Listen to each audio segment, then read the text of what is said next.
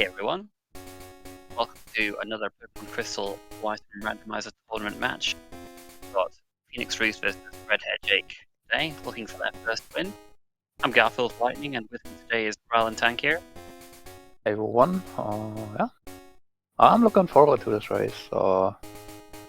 Unfortunately, both still without a win, so at this stage, they really need that win if they even want to have a remote chance at still getting into the brackets. But yeah, nonetheless, I expect another very interesting race.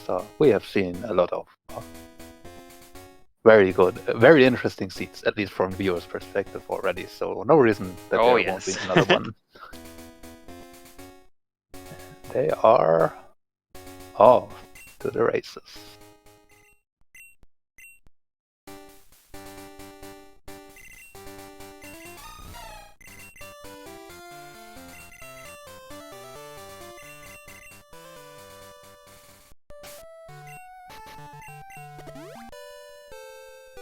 And Jake already embracing his status as an 03 runner in his name.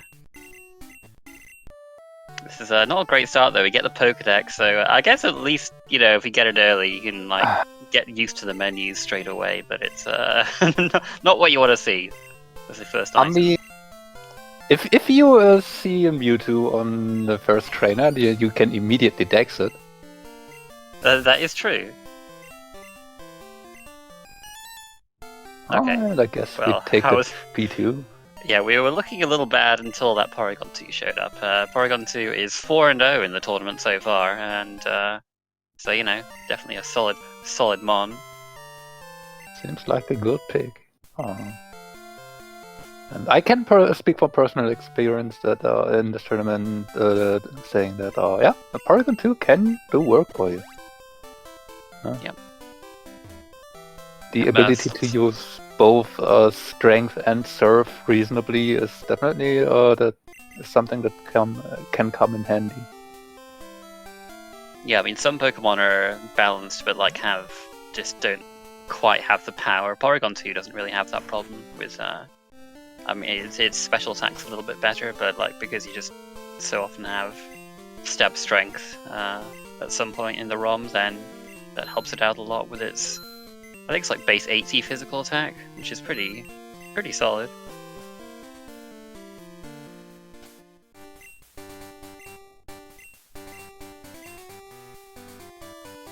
Yeah, can work with it. That's looking pretty nice, yeah.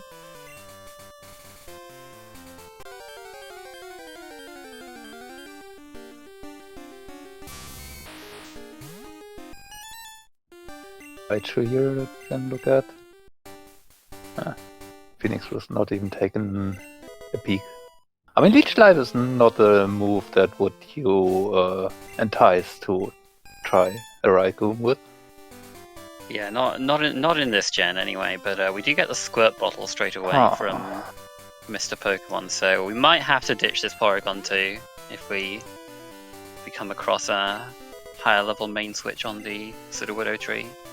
Yeah, I mean, it would be sad. This Porygon 2 definitely has great starting moveset already, and there's a good chance that we can improve it very reasonably. But getting the chance to check out 2 level 20s early already, and yeah, get some potential Kenya up to start from the very beginning, that can just work out well, way better than the Porygon 2 taken from start to finish. But we'll see. Yeah, I mean, could still be something bad. We could like find just Pokemon that can't really deal damage on these high level checks for all we know. They're going with Shadow Ball here. I'm not 100% sure that he's fully aware of it not being special. I think Voltorb's got slightly better special defense than physical defense, but probably doesn't make a huge difference at this level. And then on the other hand, Porygon has a slightly higher special attack, so maybe it's just whatever. Yeah.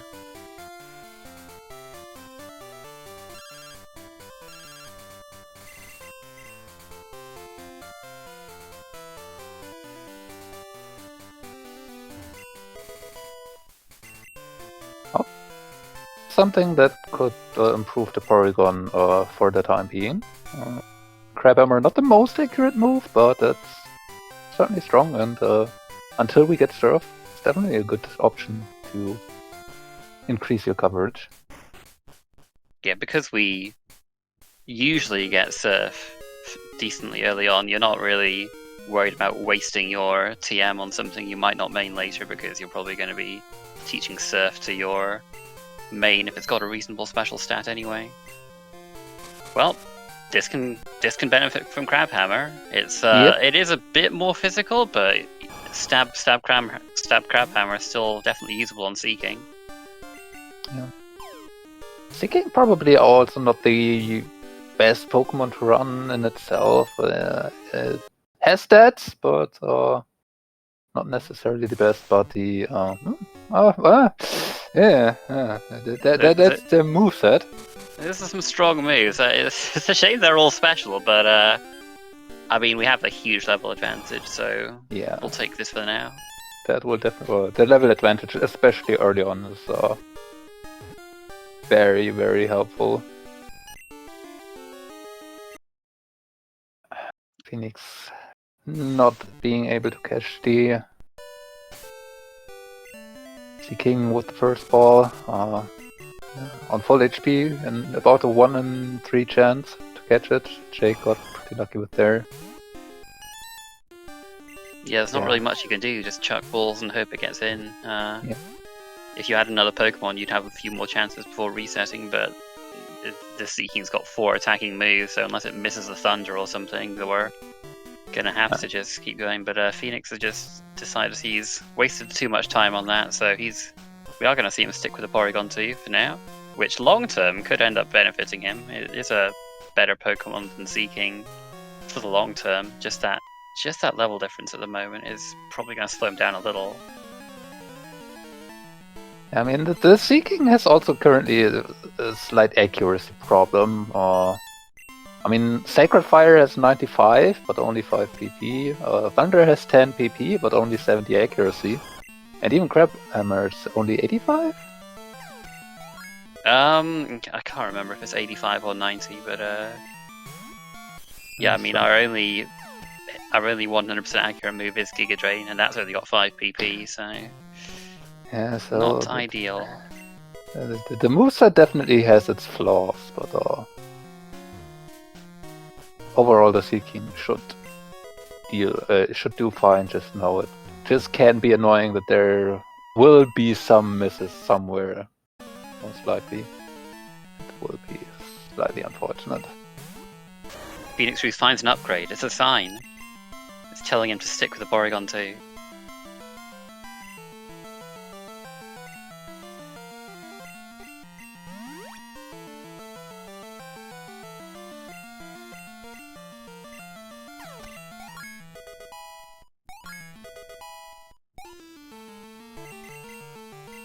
Ice Beam. Oh yes.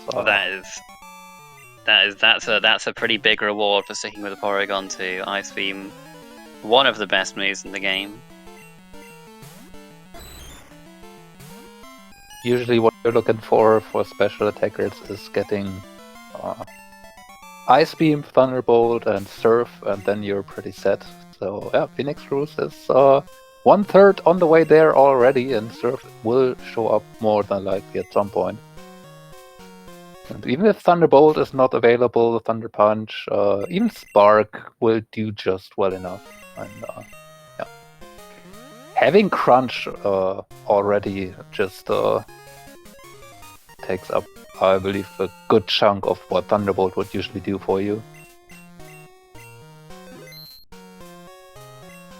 There's the Zephyr badge in Violet City, and you can't quite call that vanilla, but nice to have it now. You can check the Miracle Seed check just outside of town.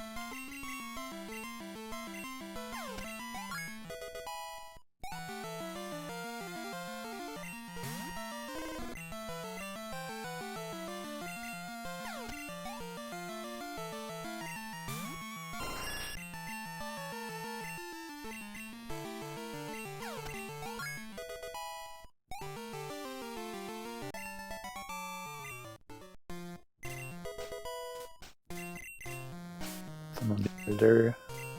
So Zephyr Badge for now. Pretty much the only thing we got out of it.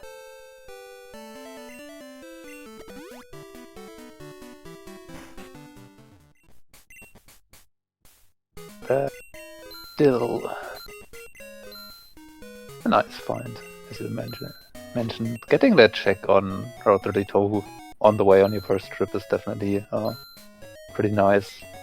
You have to see if the runners actually remember about it. It's definitely something that can slip your mind this early on, since you don't really are used to having it this early. PhoenixRoost apparently also a bit confused that the Citywood is no longer there. They're taking the wipe to it. Yeah. But I mean, his Porygon 2 is doing just fine, so I imagine we'll see him just continue the regular loop down towards Azalea. Get more experience with that. Yeah, which honestly might just be the overall better long-term plan, as you mentioned. We'll have to see. We did get a Rainbow Wing here in Escape Rope Chamber though, so there's a potential chance to a pretty early 10 tower and getting access to 2 different level 40s. Yeah, also, main switch possibilities definitely not over yet. Roma's always an option, since we do have the burn tower for that anyway. And yeah.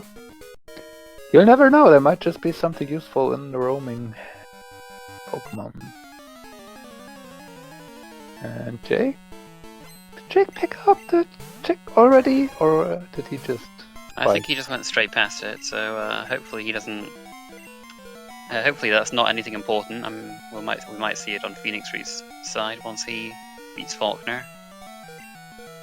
And that's exactly what I tried to mention. It's so easy to forget about the check this early on, since you're absolutely not used to having that badge this early. In your mind, it's usually a check that you do later, so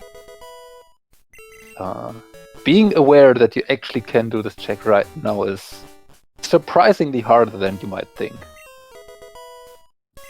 It's not the end of the world, because like if you are used to doing it when you say, like if that trigger does go off in your head when you say come back to turn Kenya in, and you're like, all right, I have the Zephyr badge. Maybe maybe just while he's back over there, he'll think about that check.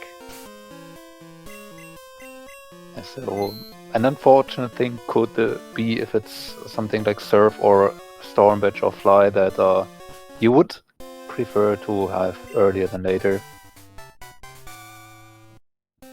There's Flash as well. Dark Areas in Logic.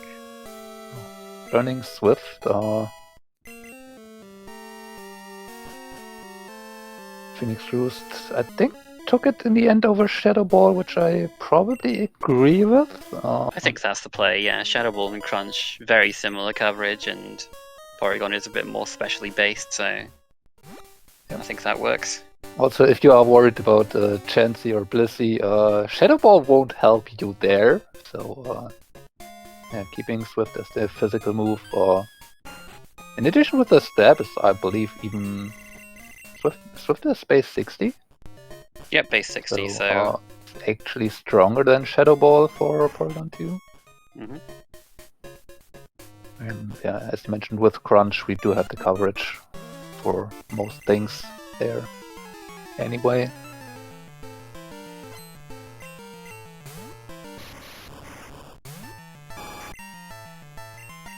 Yeah, Flash access already, and having found the Squirt Bottle, I'd probably be very interested in going to Dark Cave earlier than later, so yeah, buy that Rock Smash and Goldenrod, turn in the Kenya, and then check out the Rock Smash items, since it's not that usual to have Flash this early, and there's only 2 places that you can reach reasonably early where Flash is required, and that's Dark Cave and Rock Tunnel.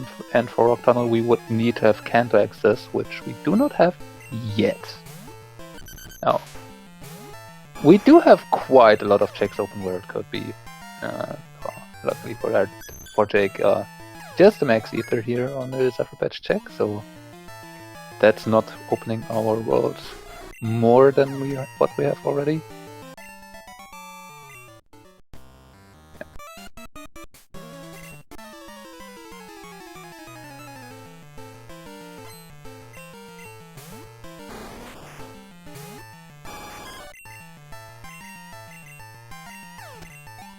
The rare Sacred Fire miss on the Kakuna.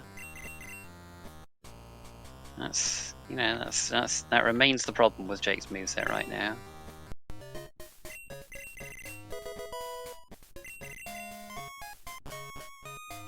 And we did get a Flame Wheel TM if we want to go for accuracy, but it's not the strongest move. It's there with Spark and Bubble Beam and Aurora Beam, one of those moves that are very nice to have for PP and coverage, but it doesn't always kill that fast. And yeah, Sacred Fire having 95 accuracy is in most places probably more preferable if you can deal with the limited PP. Yeah, but it's not your stab option and it's off your weaker attacking stat. I do agree that Sacred Fire is the better option for Seeking. Just unfortunate it does have that downside, but yeah, I mean, the only thing better would be Flamethrower, and that's one move out of... Actually, don't know how many moves are in this game, several hundred anyway, so we might never come across that. And honestly, the 50% burn chance on Sacred Fire is, especially in this case, maybe something you value even higher. Just getting that status in there that one makes your reduces your opponent's attack and two deals damage over time. Something we might not be able to kill that fast. Probably more valuable than the small percent chance that it actually could miss. There's the Fog Badge we just got in Ilex Forest. 1/2 of our way to serve.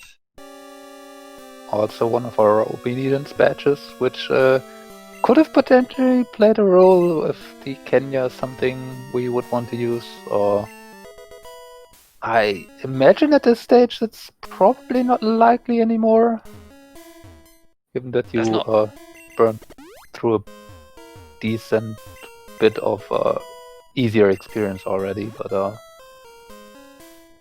yeah, I mean, the required trainers out of Azalea are kind of like closer to level 20, so I mean, against the right Pokemon you might be able to pull it off, but a little trickier now that we've done Azalea, or most of it at this point. Did find Fly in Ilex and got a candy out of the Farfetch'd quest. Yeah, for Kenya you still could try and get it to work with the underground trainers. They are low enough in level to make that reasonably working sometimes, but yeah, by this point the Seeking is probably good enough that Jake is not being concerned with that for now.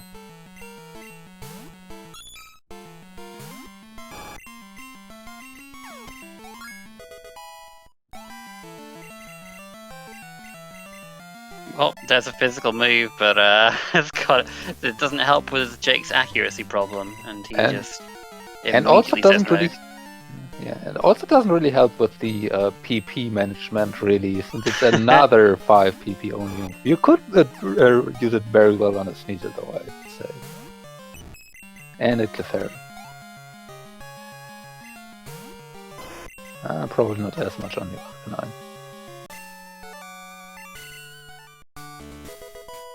Yeah, Stab Cramphammer are doing the work for now.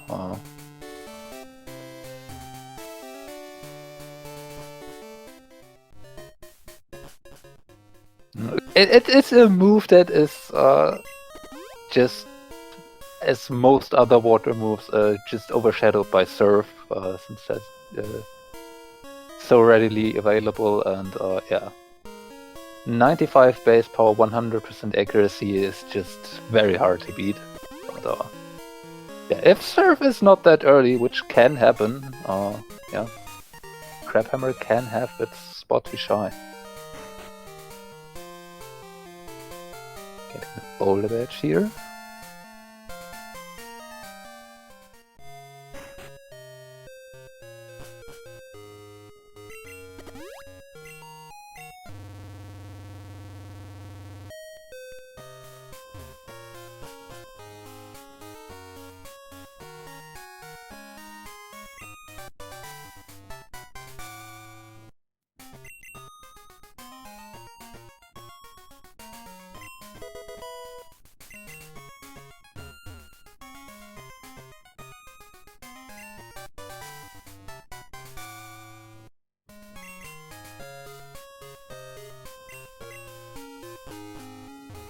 We got the TMs for Pain, Split, and Rage down there. Are the workers down there trying to tell us something? I wouldn't put it past any seed. We have seen some stuff. Tech that might may cause paralysis can be something rather good. Yeah, could be. I mean, if it's a more accurate electric move, that'll be nice.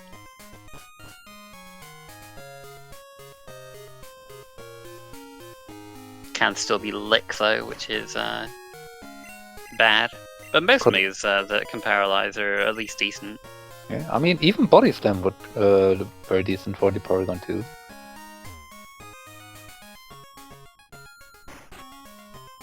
So, yeah. Could be something interesting.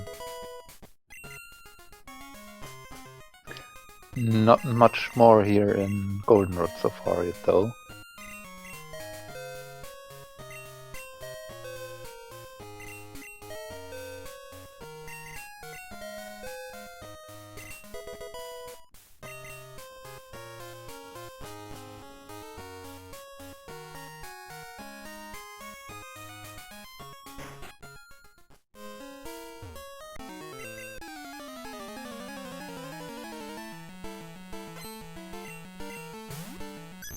Couldn't dodge Mega Kicks forever on PhoenixRoost's side, so...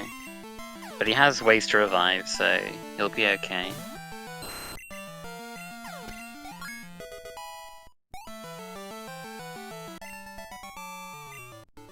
I mean, that's just a very good illustration of where the level advantage really comes into play on the Seeking. It's just a lot bulkier, a lot faster, and a lot more, yeah.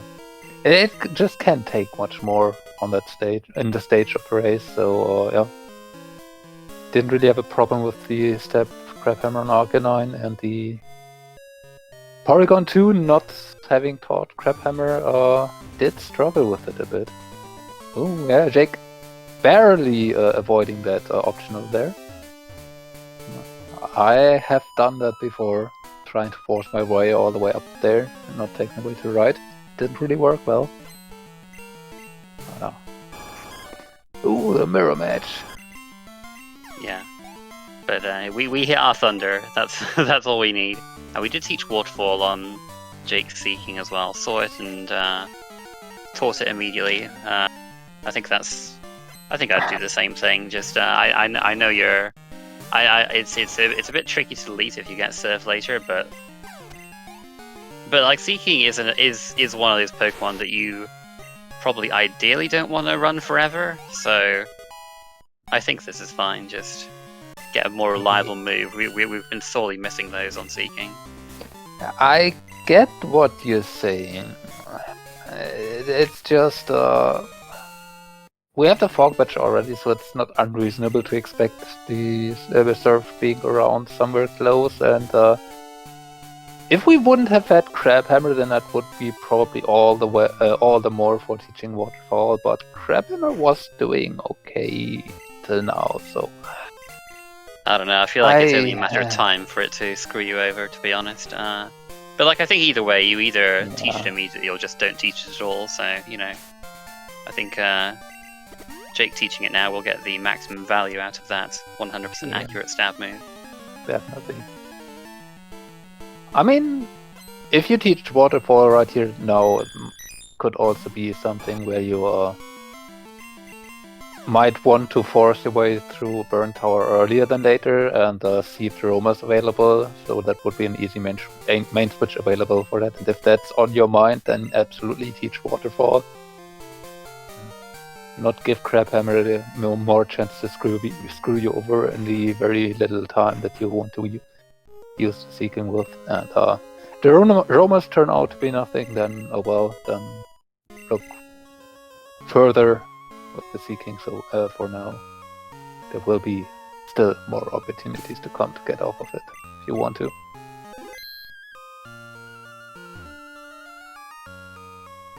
So I don't think we have seen what TM33 is yet from Jake.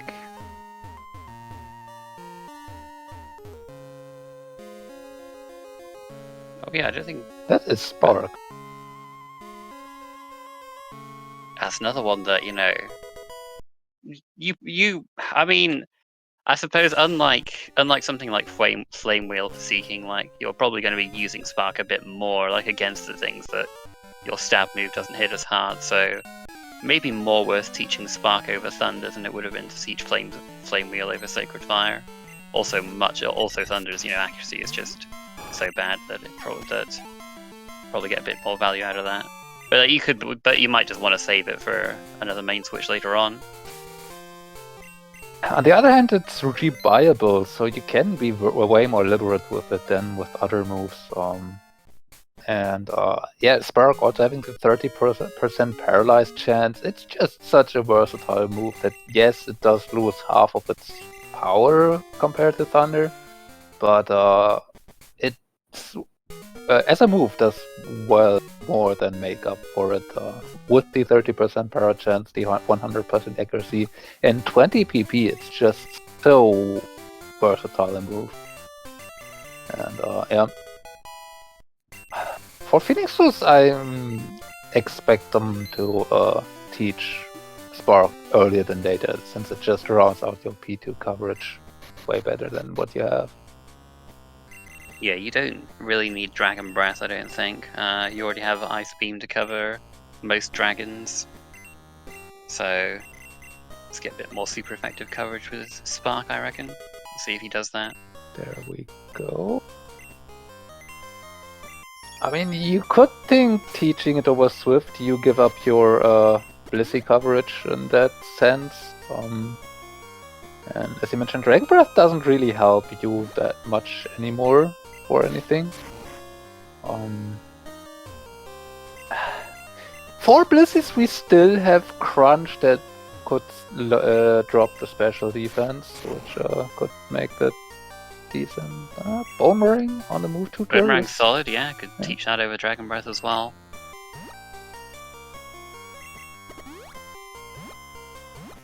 Over Crunch, though. Yeah, I don't. I really don't think we need Dragon Breath anymore with Ice Beam, so it's a shame to lose Crunch, but it's not the end of the world. We still have the Bolt Beam coverage, so we're doing okay. I mean, most things you would want to use Crunch on, you can also reasonably use Spark on, so I get the thinking behind there, but Crunch in a vacuum is just a stronger move over Dragon Breath, and neither improve your coverage reasonably enough to warranting Dragon Breath. Like, the only Pokemon you would want to use Dragon Breath on is probably Kingdra. That's one Pokemon that you can hit with Ice Beam for neutral anyway. Jake did not find anything through Dark Cave. We still have the red scale check here. Okay, what kind of randomizer? Okay, yeah, sure.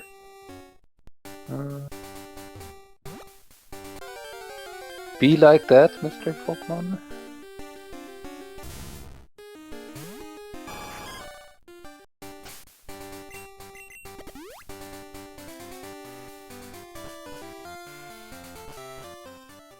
Boomerang would have been a pretty decent option for Seeking too, if Jake had checked that.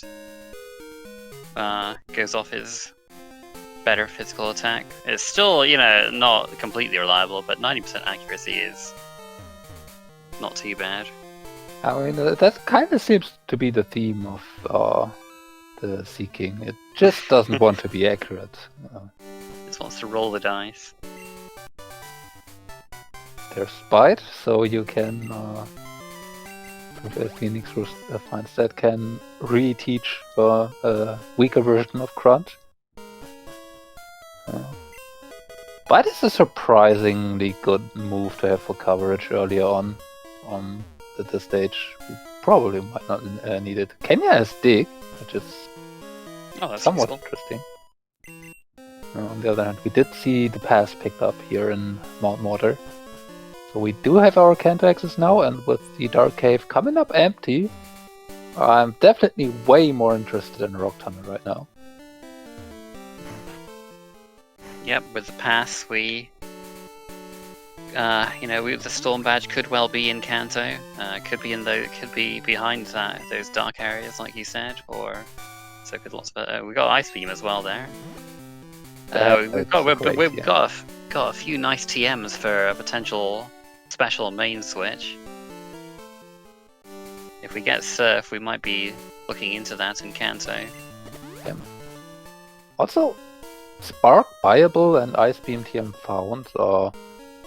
Yeah, we can just make any special attacker work with a great moveset. We have just everything we need on our hands.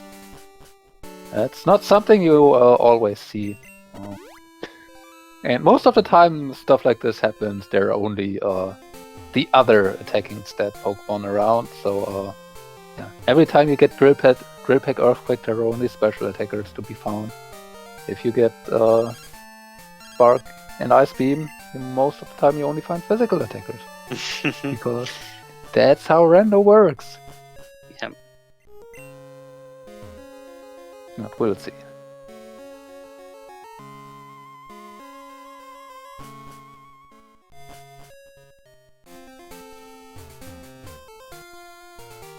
Yeah, looks like Jake is going to Kanto, possibly, after turning this in. Well, now we've got a good physical move.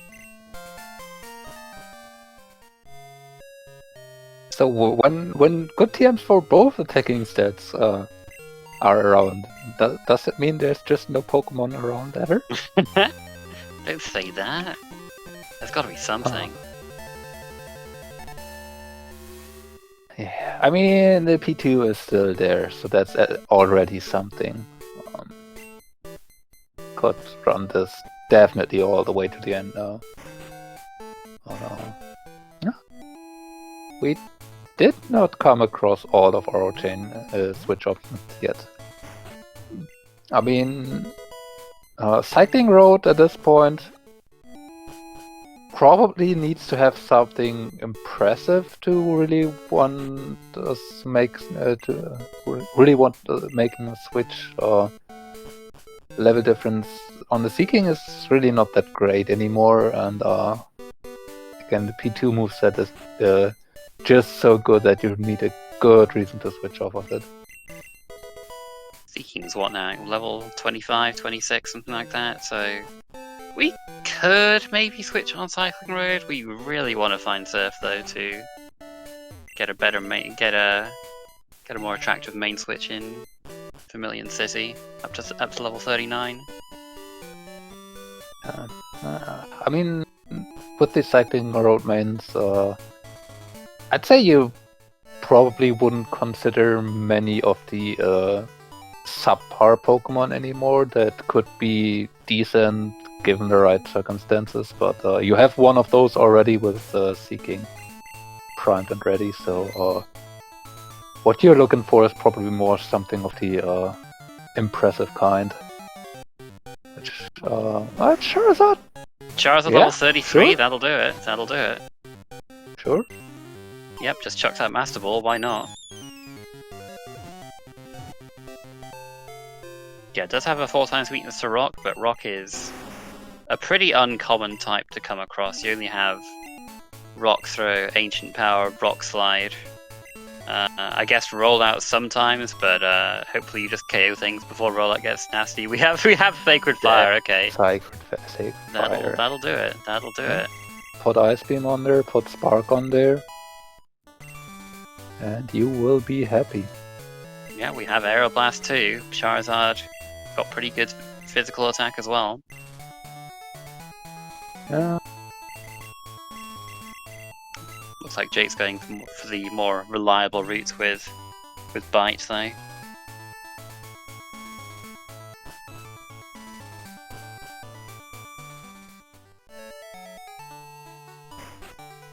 Squirt Bottle Pokemon was the Seeking,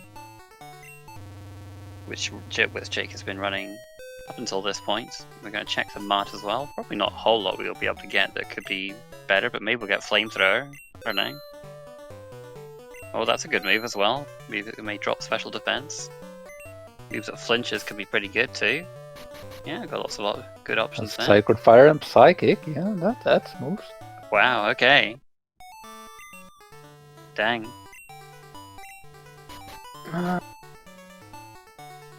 Does not seem that impressed by them right now, though. I mean, I'm not sure Bite is really doing much right now for you, and I guess you could put Psychic on there just to have something stronger for certain spots.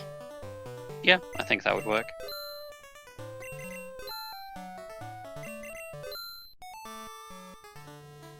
But yeah, for the special attackers, we definitely have an abundance of good moves today available. PhoenixRoost would need to find the Ice Beam TM on Route 43 to have the full range available, but yeah. Viable Sacred Fire, viable Spark, viable Psychic, what more do you want, really? And there's Surf. Oh, very nice. So, going to Acrotic here... wait. Jake was here. Why does... What? Oh, I guess he forgot about that item, huh? Huh. He was in Acrotic, so yeah. He had to be an Acrotic to get the pass, so... I mean, I'm usually not averse to skipping Acrotic, but skipping Acrotic does not mean skip all items in Acrotic, usually. Well, maybe this was, maybe there was just trash in Vermilion Harbor, and this just led him to the main of Destiny. I don't know. Yeah, sure. Why not? It's just with Surf now readily available, Storm Badge can now be in a whole lot more places suddenly, including Tentaur apparently, since that's a clear bell.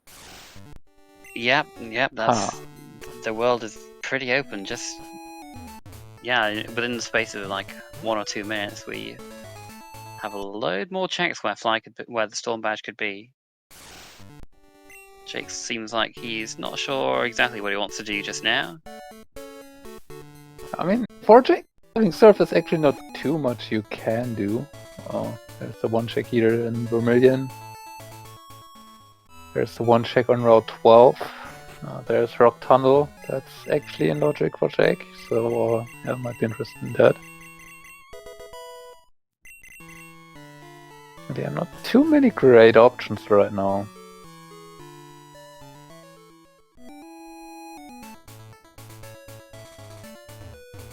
Yeah, now unlike the Zephyr Baz check, the item finder check in Acrotic is one where you probably don't. I'm a little worried Jake won't realize he skipped that, because it's not something you'd do intentionally, I don't think. So I hope he remembers to check it sooner rather than later, but it could cost him a lot if he doesn't remember. And I think it's a possibility. Unlike the Zephyr badge check, the item finder check in Acrotique is always available once you reach Acrotique, and it's usually always the first thing you do in Acrotique because it just requires you to talk to the guy and not fight 10 million trainers for it. So yeah, it's just an easy pickup to see if you get more options open, and boy, did we get more options open if we talk to him in order to see it. So yeah, this could be potentially very bad for Jake here.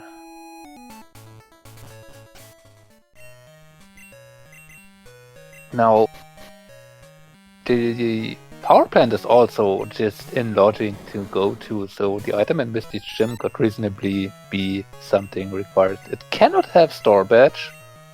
That's one upside of Jake, but yeah. It's just so unfortunate that this will probably mean a lot of backtracking and double dipping for Jake that wouldn't have been necessary.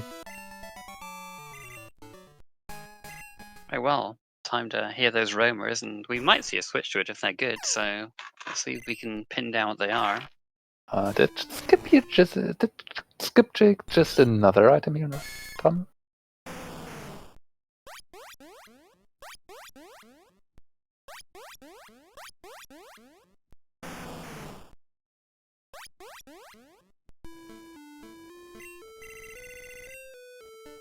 So yeah, that sounded like Sunka, Nidorino, and Kangaskhan.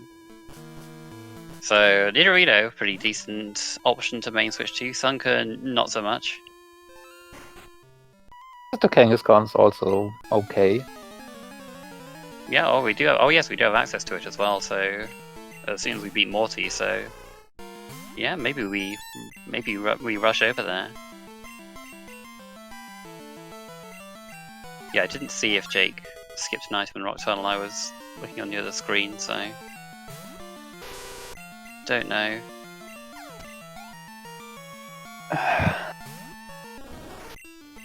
There's our Blissey. Would have been nice to have Aeroblast for this. Yeah, but yeah, that's where we go. Sacred Fire Burn. Yep, that works too. Porygon wants to learn Ice Punch. It really wants to be an Ice Pokemon day, right? So what's next? Icy Wind? It's going to go down in power. Yeah, Roar Beam's the next one, then Icy Wind, then Powder Snow.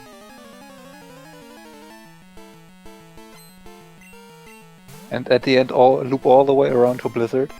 Yeah, sure.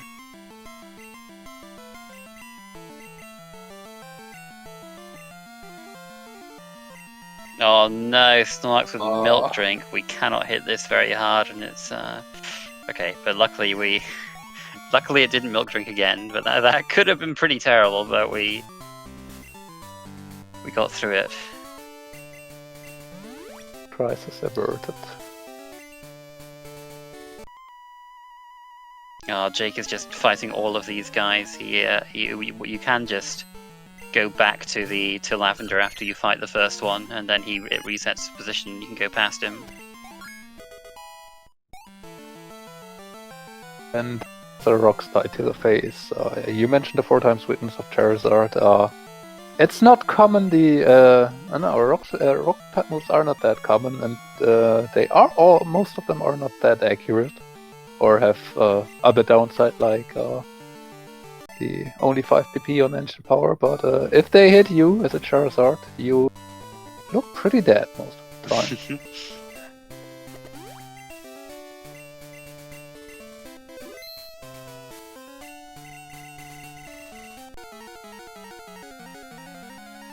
I mean, I guess even Rock Throw isn't too bad. Only 50 base power. You can reasonably survive that, but a Rock Slide definitely does hurt.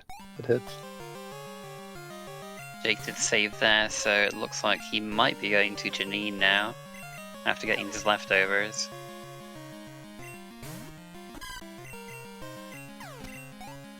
Wanting to save there because the way back is It's not. It's a long way back, and you have to fight a trainer if you don't have fly. And today, Morty does not give us anything, but he does give us access to Tin Tower, so could well be required. We will have to wait and see. Are we going to go straight there? So I mean, getting a candy is definitely not the worst from Morty. So, and I guess taking the center for PhoenixRoost is actually speaking point to Phoenix going just for Tin Tower right here. We don't have fly yet, so it doesn't really is an option to just fly back here after wiping. So having the center here will help you. Take on Kimono Girls for a bit more experience right now. Yeah, why not? Pretty reasonable. You need to get through 3 level 32 Pokemon, 6 level 2, so or something, somewhere around that at least. And yeah, with only level 26, that could be slightly annoying. So yeah, might as well while you're here. Fortunately, getting paralyzed with nothing to heal it off right now. Seems to be saying, well, just force through here. They're only level 17s. What's the worst that can happen? And we have Spark, so we can paralyze them too. Jake used 2 of his candies there to get his Charizard a little bit more prepared to take Janine on. Which I think is fine, like, You'll get more later on anyway, and you'll get a bit of benefit out of this now. But if Flareon has got a lot of special defense, so this will take a few hits. You know, it has a lot of attack, so that Mega Kick hurts if it hits. But Jake got through and finds nothing. Pretty much nothing. Well, now you can save those candies.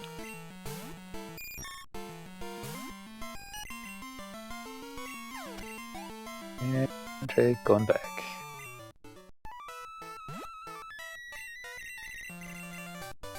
Meanwhile, Kimono Girl's not required today.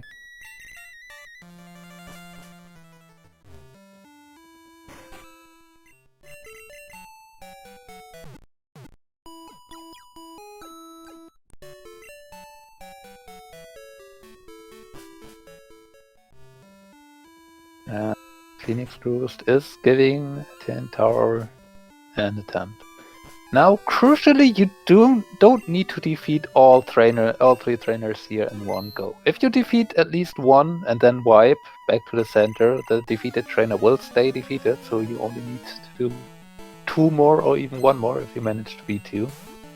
So, yeah, taking the center here without fly definitely is a good way to cover your bases here and just force your way through if you have a main that can do that, and this Porygon definitely can do that.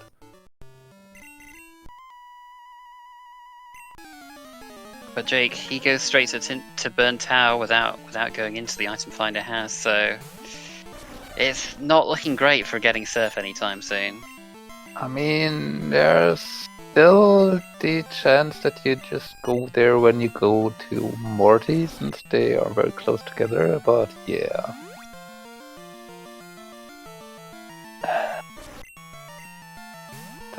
This isn't very good for Jake. You really hate to see something like this happening. Yeah, we've seen some. This is definitely not the first racer to skip checks, but it's the first time I've seen somebody get punished this hard for it. I mean, joke about the dojo skip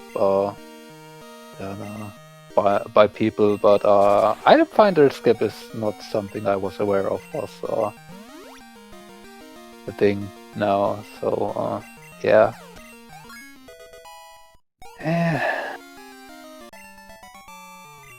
Apparently also Jake getting really bullied here by anything. Just getting poisoned by sludge again. It is 30%, so you know, not unreasonable for that to happen. But Not nice to see. It's another Ivysaur on, or is it even? No, so that was a different Ivysaur on one of the That was stages. a different Ivysaur. First trainer, last trainer had it. Alright, so I imagine we'll see the Kangaskhan get caught, at least. And a shame it's not a special one, because we have... There seems to be quite a few good special TMs this ROM, but we don't have to decide to switch this straight away. We still have the Ho at the top of the tower. And we do have Boomerang and Aeroblast, so we can go physical without a problem. Yeah.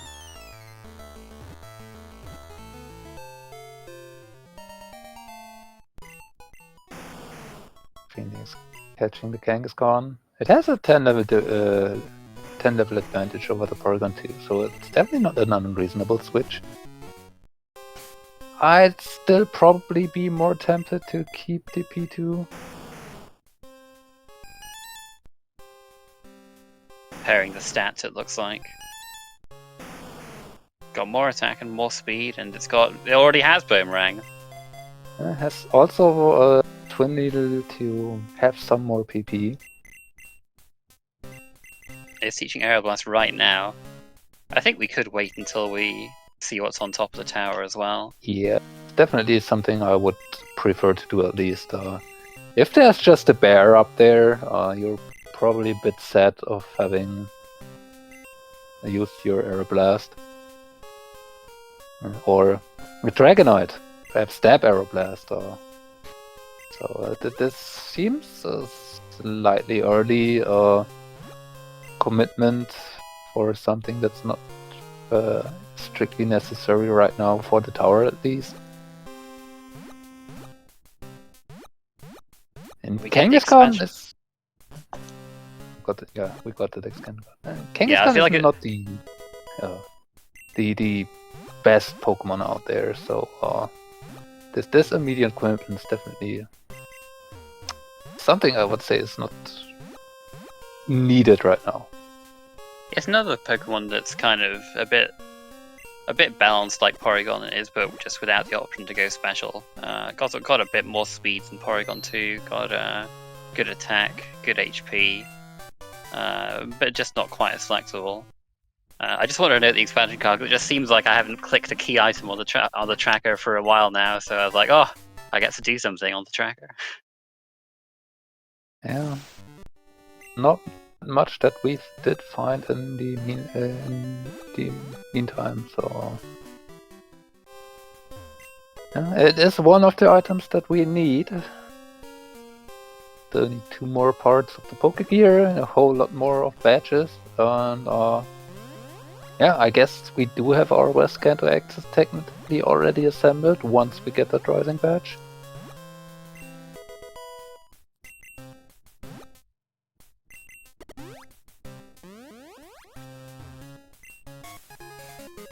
There they are. So Tentaro definitely required 2 times. And Jake does remember, so oh, there we go. That's good at least, but yeah, Jake could have had this serve for... Yeah... Looks at the wall like, what have I done? He's just banging his head against the wall a bit. Yep. Which is definitely reasonable, because that's probably something I would have done myself in that position. That's Ella Kid. You know, Electabuzz wouldn't be the worst main to run either. Yeah, it's a bit on the frail side, but on the other hand, it's we have a lot of good special moves. We could give it Stab Spark, so could have been reasonable as well. Probably like about the same kind of, I don't know, that or Kangaskhan. You could go either way, to be honest. I'd probably prefer the Kangaskhan for the bulk, but for immediate power, the Elekid is probably a little bit better. Yeah. I'd probably agree that going with the Kangaskhan for the bulk is the preferable option, at least for me too. But yeah. I've done well with Electabuzz when I had the chance to. So it's frail on the physical side, definitely, but you can work against that with X defense if you need to. Yep, only And the one weakness as well. It has the attacking power to make up for that, and we do have the moveset to support it. So it definitely would have been a reasonable choice.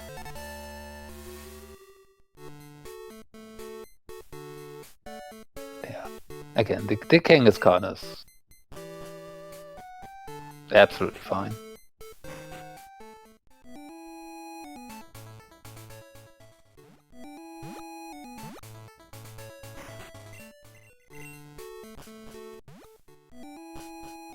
Phoenix now doing his Canto Loop.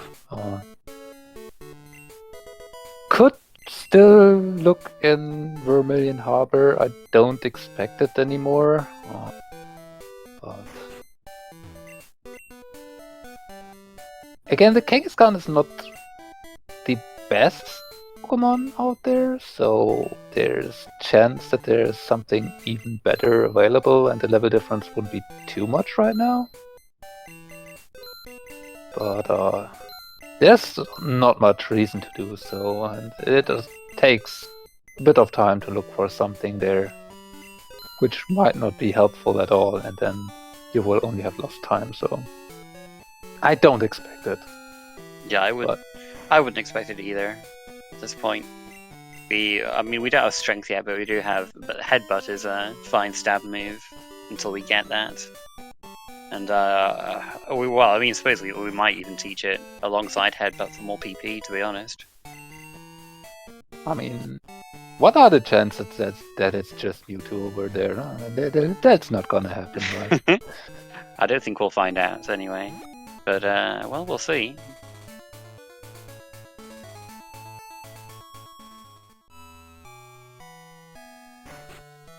We haven't had encountered a Mewtwo yet, so we unfortunately couldn't exit.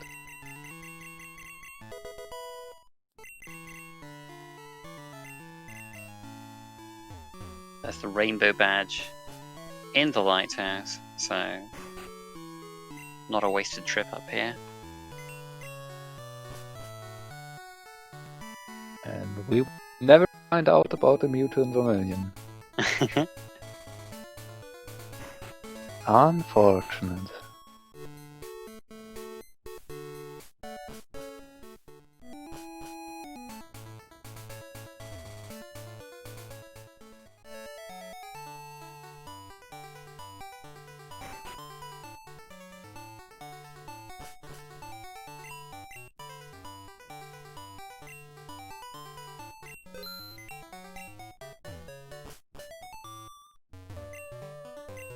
Yeah, only the rainbow patch in the lighthouse, from what it looks like.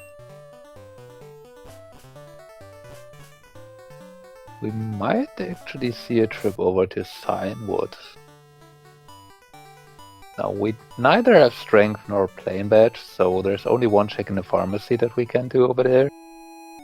But it could be Storm badge, for all we know. Oh. It could be. I mean, it would be pretty big if it was. It seems more likely that something's going to be in Mahogany Hideout at this point. Now that we have Surf, we can access that and get lots of items in there. Jake looks like he hit the trader and then took it as a sign, changed his mind. Which is definitely reasonable, I'd say. Having the hideout available, there's just so much in there. And also, Jake has the surfing part of Mortar now accessible too, and then can get the Clear Bell and get Tin Tower access.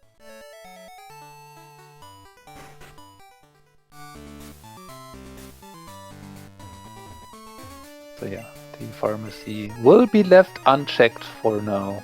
We'll see if it comes into it later.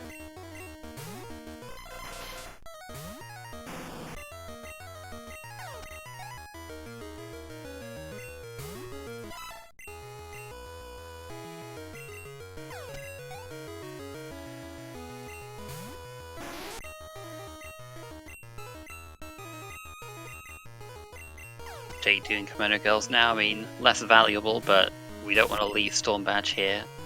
So, easy fights anyway, even if it does take a little time to go through 5 trainers.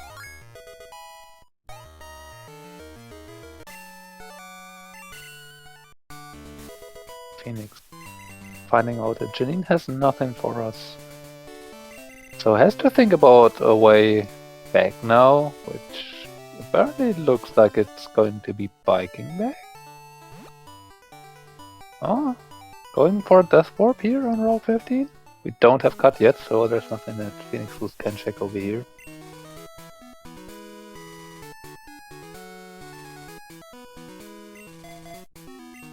Yeah, you can also go back this way, but I think without cut you have to find a trainer with 6 Pokemon, so don't really want to do that.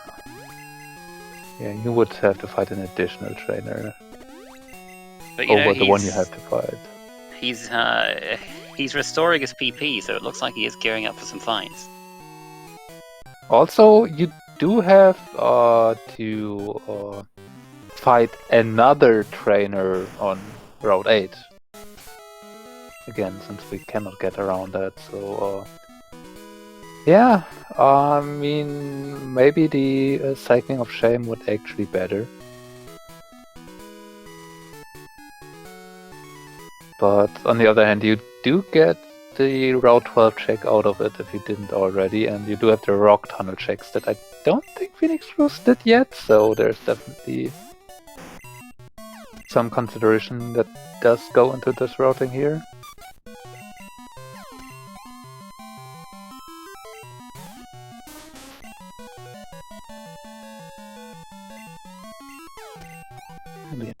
I mean, given this Kangaskhan and probably not experiencing too much struggle on Janine, I would probably have preferred having a save somewhere in Celadon.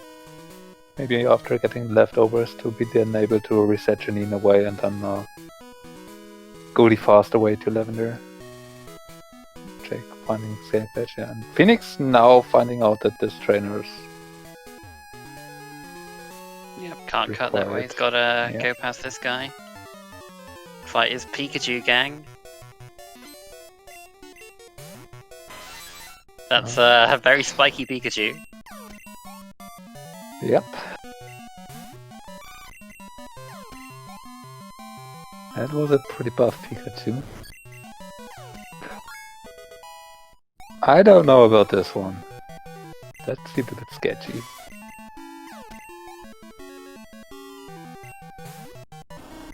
Alright, we're getting a little further away from Pikachu at this point. Okay, dead Pikachu. I mean, I guess that's fitting at the end after we've gone through 5 of his Pokemon. Yeah, I mean, actually, maybe there was kind of a story that tailed, especially with the Noctowl, which seems on the more aged side of things, if you want to phrase it that way. You know, a story of Pikachu and its struggles in life.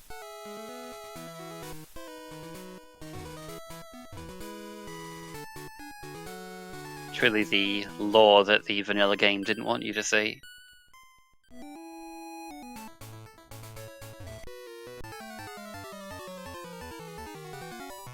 Anyway, anyone have a real lead? Yeah, not really. I wouldn't. It's pretty tough to call at this point. They both got pretty solid mains now, and yeah, I mean they're just kind of doing some checks that the other has done at this point. I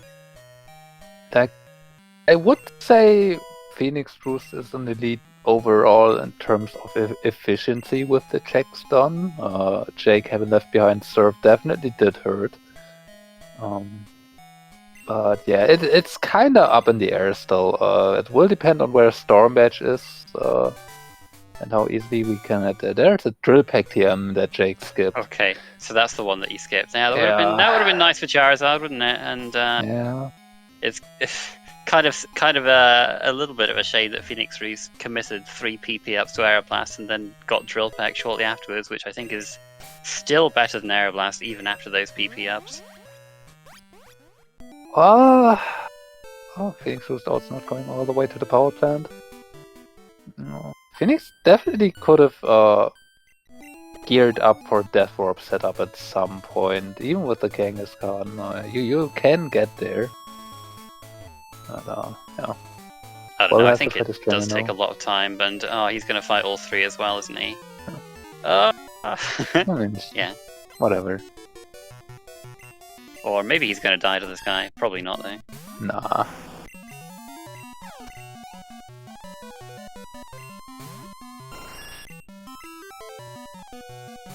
Yeah, for those of you still on Morty Watch, we still don't know if he's required yet. Tin Tower is required, but Morty itself had nothing, and there was only one badge in Tin There was Tower right now, expansion and the card expansion and card. Earth Badge, yeah. So it's absolutely reasonable that with all the surf stuff we had out there, no one was in Rocket Hideout yet, that we will find 7 badges in card key. So yeah, Tin Tower only locks West Kanto and nothing more. And Earth Badge, probably not gating too much in the seed. Looks like another physical move for the Kangaskhan. Could teach that over Pretty gain good. Giga Drain. Oh, yeah, that's what you like to see as a physical main. Get that experience here.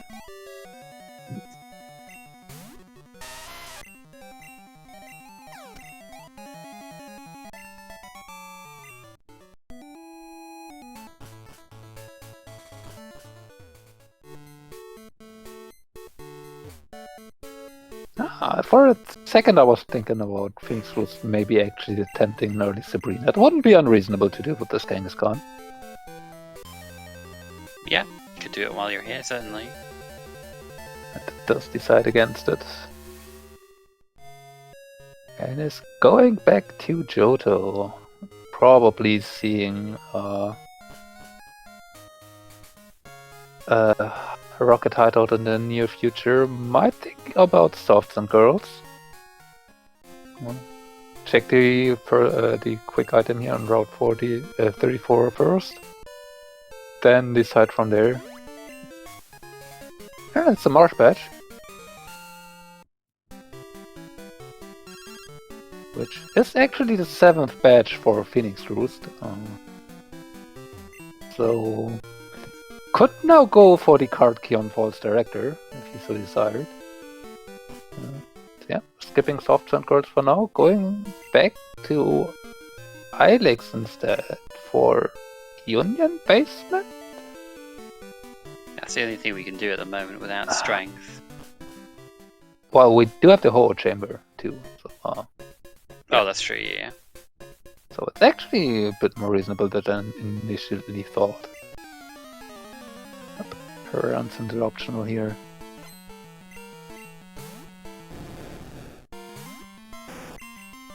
An optional that most runners will probably hit at some point in a seed.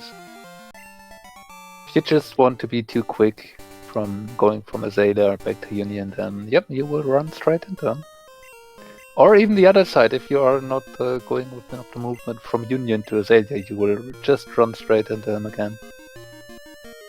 One of the more nefarious ones, but unlike the spinner on Route 2, this one's definitely reasonable to get around. Ooh, there's a mineral badge in Union Basement.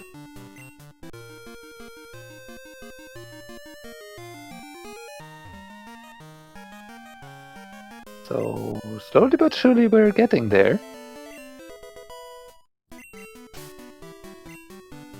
But also, that's now 7 badges available without doing Tin Tower, so it really depends on where card key is, but Morty is not required. Yeah, I think we had that already with the Rainbow Badge. Not that Phoenix has it yet, but that one is available to the Lighthouse as well. That's right. So yeah.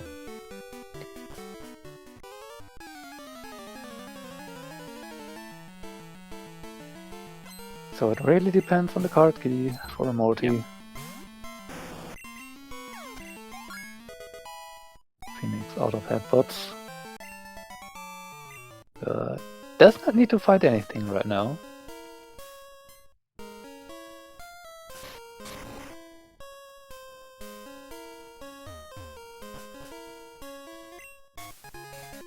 Oh, there's Soul Badge. So, yeah. 10 Tower has now another badge behind it. There's the card key, so Morty now is 100% and absolutely required. No questions asked. So yeah, I was kind of looking up the stats before this race. We were on a 5 seeds Morty not required streak, so it had to be broken at some point, I guess.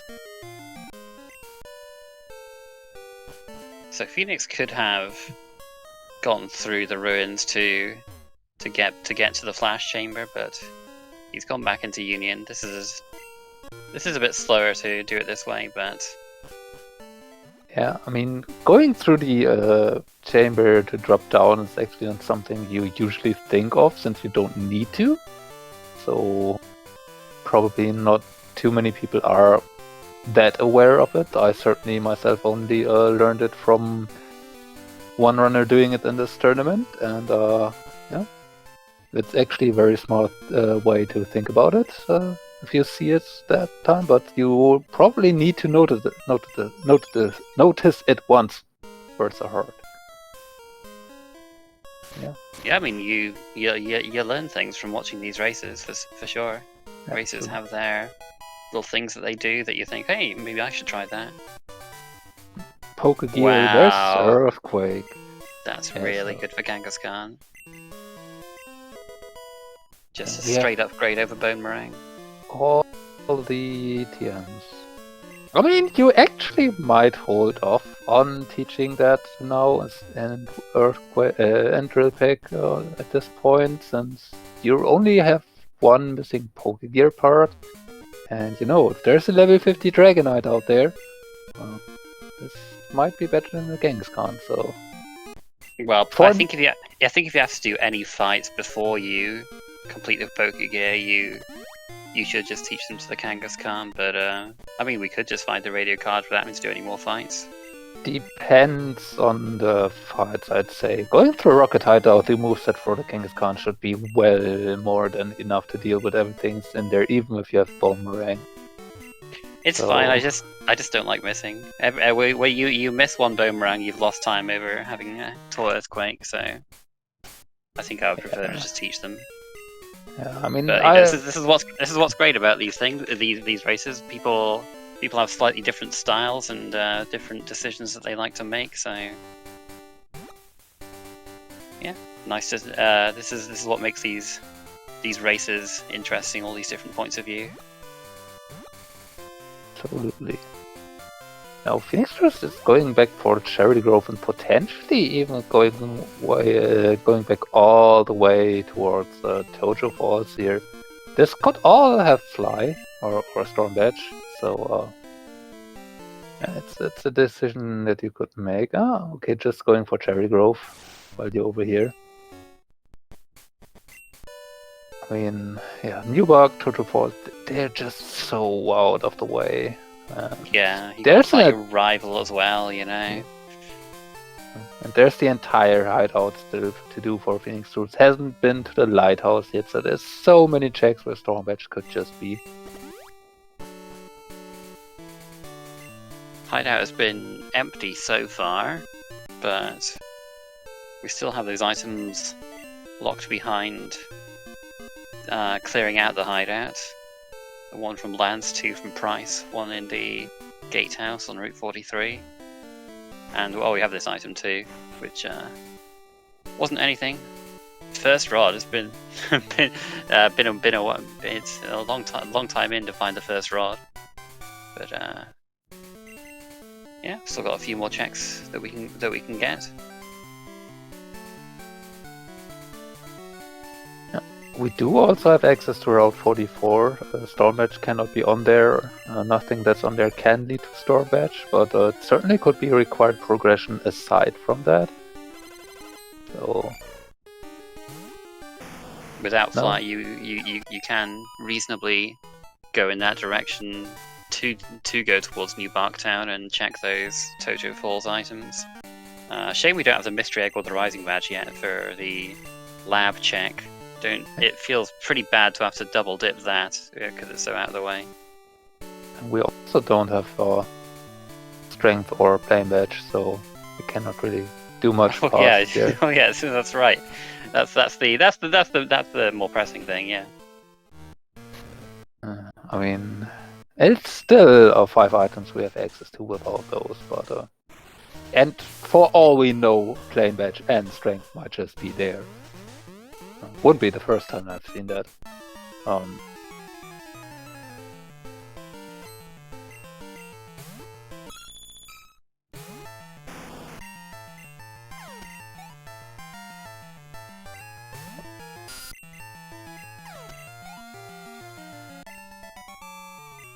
Weird.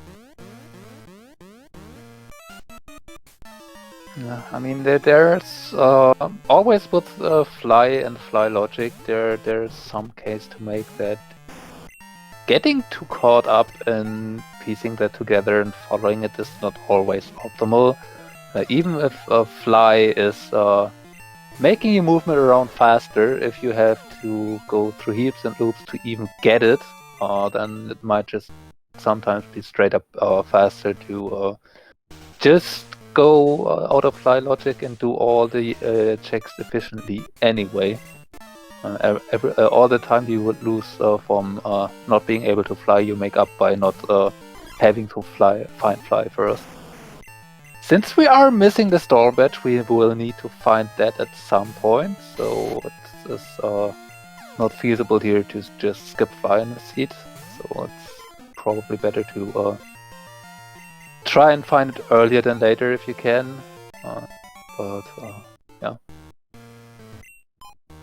You still have options.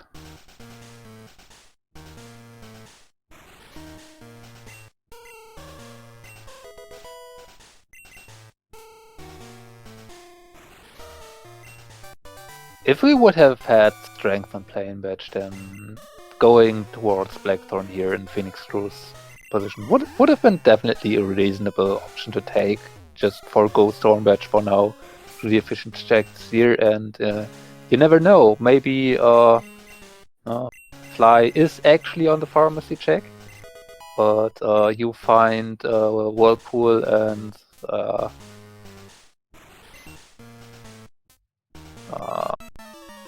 Glacier badge towards Blackthorn, so you can do that while you're there, and you don't really lose anything over having found Fly first.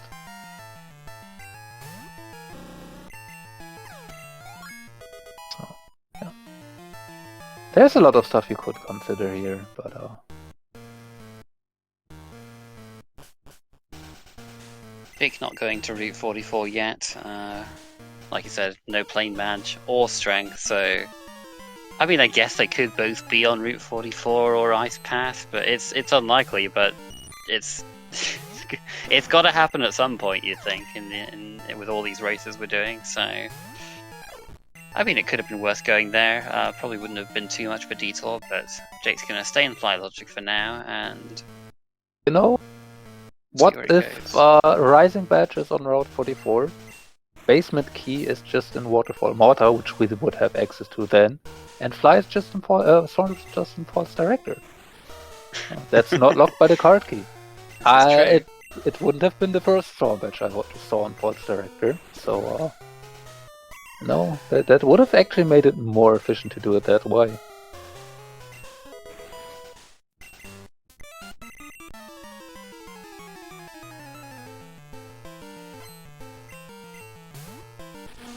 Yeah, there's a few checks where it still could be, or where the storm badge still could be. We did not see 25. Cannot be on Misty, which we would have access to, since Power Plant is not in logic for Fly. We did not see Soft Sand Girls yet. There is the pharmacy check that is available. I think it's There's got to be the total pharmacy false. check, just because Jake almost went there and then reset. Yeah. I feel like it would be pretty fitting if it was there. Jake isn't a bit bullied by the NPC here. It might be interesting to see if Jake goes all the way back for total false. Did find the mystery egg, so has an additional check over New Bark, which yeah, the mystery egg would also be in logic for Storm Badge.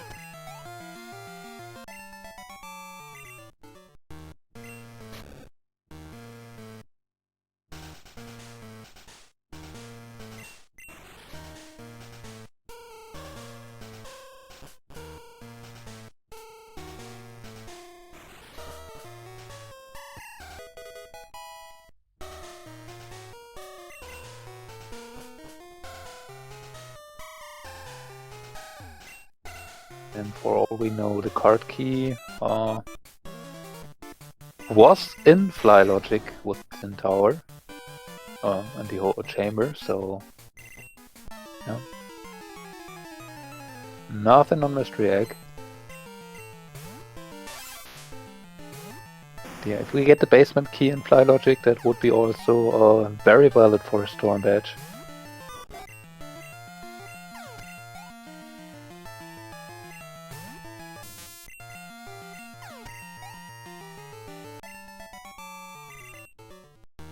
Alright.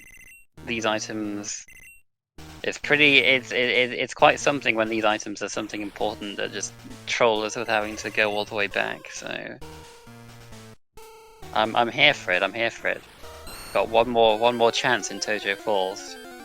Give us something silly.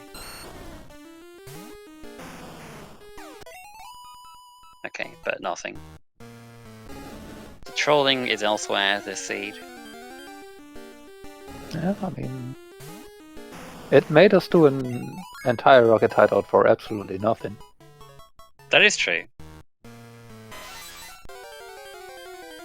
Looks like Drake is about to go for the whole chamber.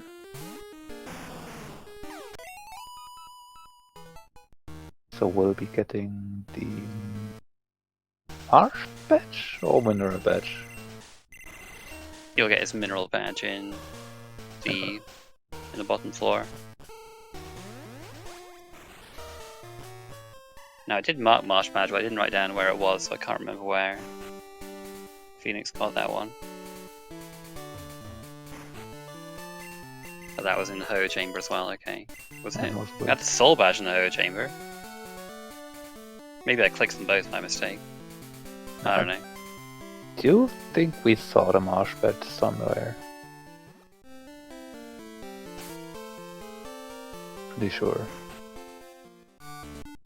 Oh, okay, I must have written down the wrong thing. Okay. There was a badge before Softs and Girls. Oh, okay, that'll be it then.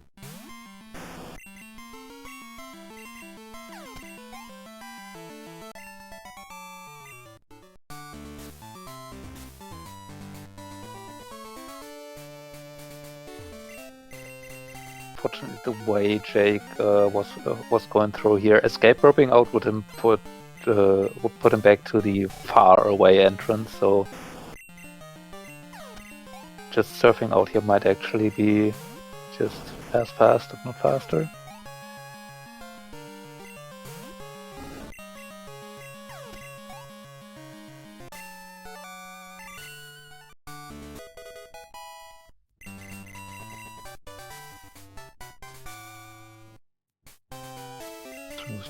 Gets the mystery egg. We'll be able to get 5 heal powders out of it, I believe, was it?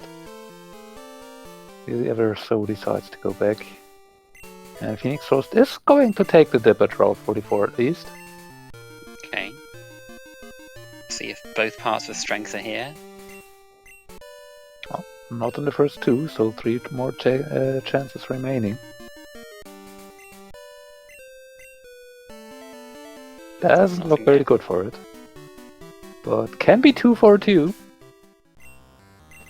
You're an ice Soul badge was here. I knew I didn't mark it wrong. Yeah. Maybe it must have been the Marsh badge on Route 34 then. Yep.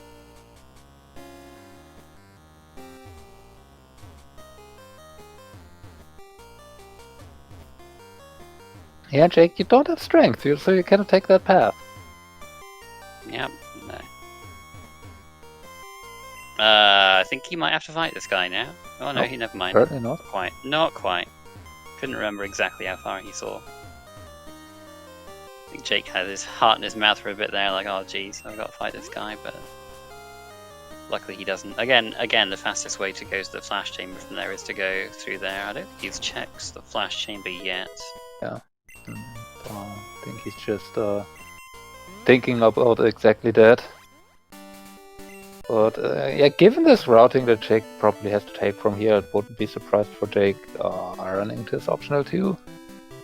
I wouldn't be too surprised if Jake would decide to do soft 10 girls after this. Was there anything in Flash Chamber? Not in Flash Chamber, no. Yeah, so Jake could definitely reset it away, then go through Azalea. Well. Oh, never mind. Yeah, the gear is Flash Chamber. So sorry. Yeah, my bad. Yeah, then you cannot reset that, so you have to go the above way anyway. So yeah, all these things, they just really don't fit together well for Jake. But Jake should have gotten the card key just in the whole chamber right now. So will be probably wanting to go to Goldenrod next anyway.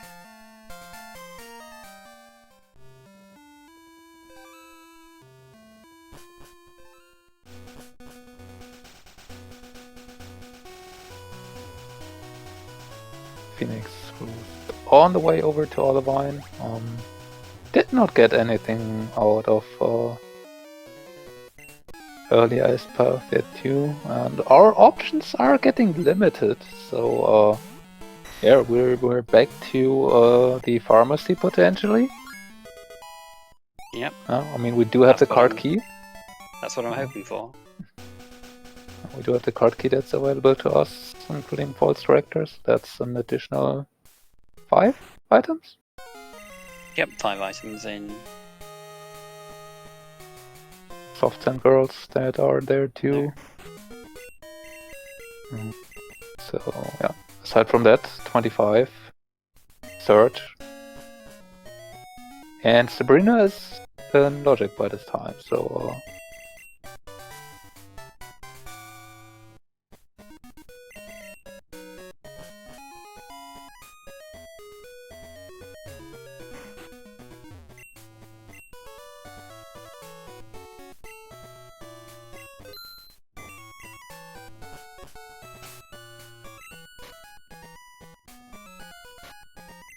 Jake is going either to Kanto or to fight those soft 10 girls, or to go to the... more likely to go to the radio tower. I mean, but we'll see how much he does over there. Jake has done the lighthouse, so only has the pharmacy left in North Johto, and the 44 checks that are not on Logic for Storm Badge, so yeah, it's definitely reasonable to say, well, just do what's on Logic for Storm Badge now. I do need to find that, and then I can return to 44 anyway. And by this point, it definitely is not terrible to chase down that that bonk, unfortunately. Meaning that Jake gets caught by the optional here. Yeah, it's definitely not unreasonable to chase down the Storm Badge at this point. You don't really have much options left where it could be. I think Jake needs to take a breath. He's hit 3 optionals in pretty quick succession, so making a few mistakes that he wasn't making earlier, so hopefully he's able to calm down after he beats up some rockets in Radio Tower. Take out his rage on them.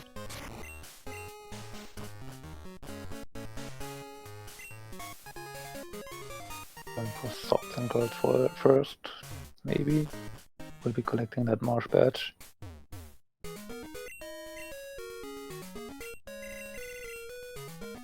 And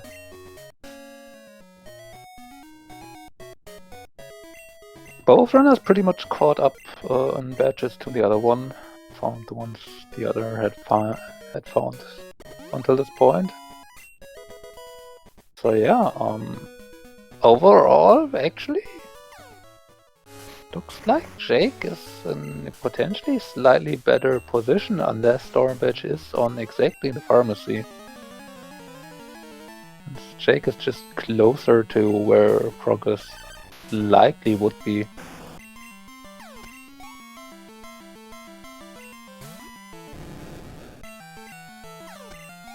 Not too much difference in terms of mains. Yeah, I mean, they haven't really been tested that badly yet, so we've just kind of been trying to one-hit things with our strong moves, and we've been pretty good at that on both sides, really. It'll be interesting to see how the mains do if we do have to go and fight Surge or Sabrina, although I imagine we'll be fine with all the experience we've gotten up to this point. PhoenixRoost also choosing to isolate the pharmacy. It's a single check, but if it is there, it's awful if you leave it. Yeah. And especially in the position where PhoenixRoost is, there's not too many other options available, so it's not unlikely that it could be there at this point. But yeah, looks like we will see both runners convene in Radio Tower. Did see that Softs and Girls only had a rare candy, so that's not too bad for PhoenixRoost having left that behind. I mean, you're always happy to have an additional candy, but could be worse. Yep. Here we are. Both almost in the same room again.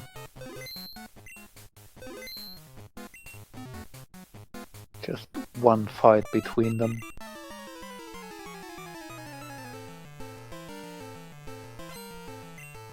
Which after all this different stuff we have done, yeah, we end up here at almost the same time, with almost the same things done.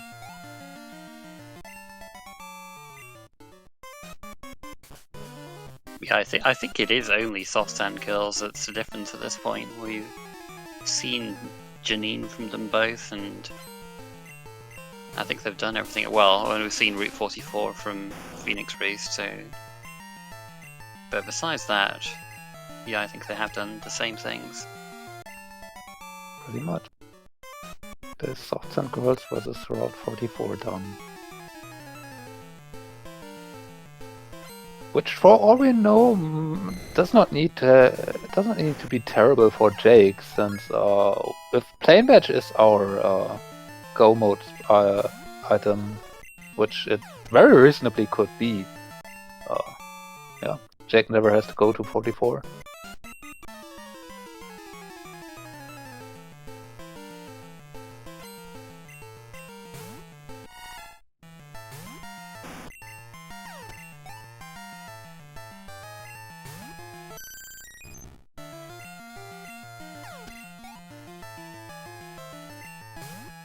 So obviously Red can still be the great equalizer, especially if there's a rock type move on the lead.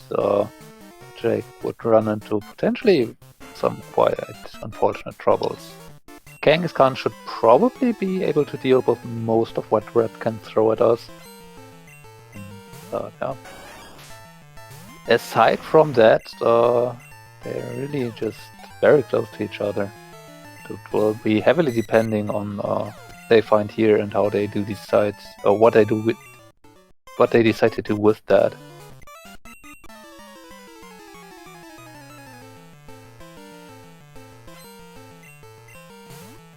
Also, that paralyze and the need for Jake to heal off the Zapdos here allowed PhoenixRoost to catch up.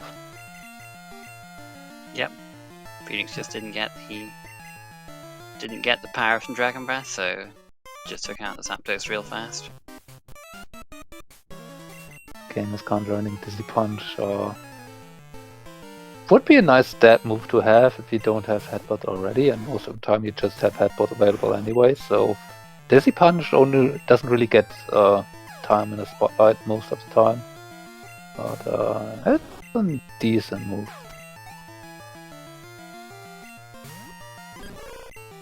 And yeah, as mentioned in chat, that's one of the moves that Kangaskhan does get in vanilla.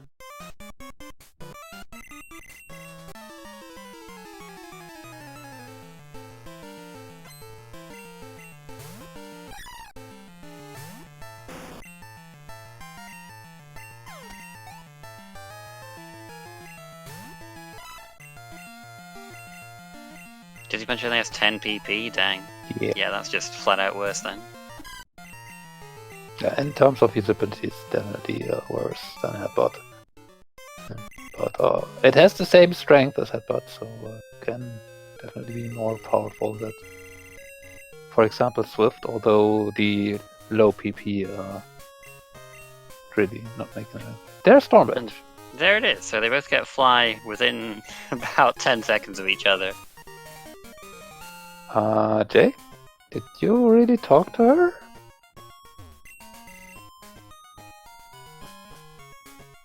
I mean, it's just a berry, so yeah. Wouldn't be the worst thing to not do.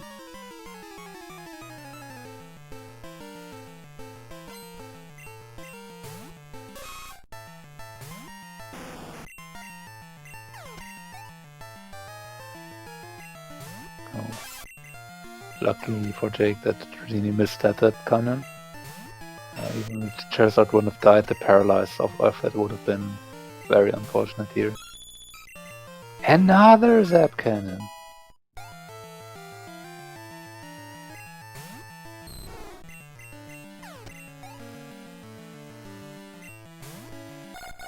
Yeah, Kangaskhan just got through a bit faster, so they're now almost exactly synced, getting cut. Interesting. Yeah, I mean, he just really just click Earthquake pretty much on that fight. But yeah, we have cut. No Hive Badge yet, so can't use that. So yeah, I mean, we got Fly at least, but now what? Now Sabrina's looking pretty attractive, I think, at this point. It's a pretty fast check to do, and we're definitely strong enough to take her on. I mean, in Jack's position, you probably fly to 44. Yep.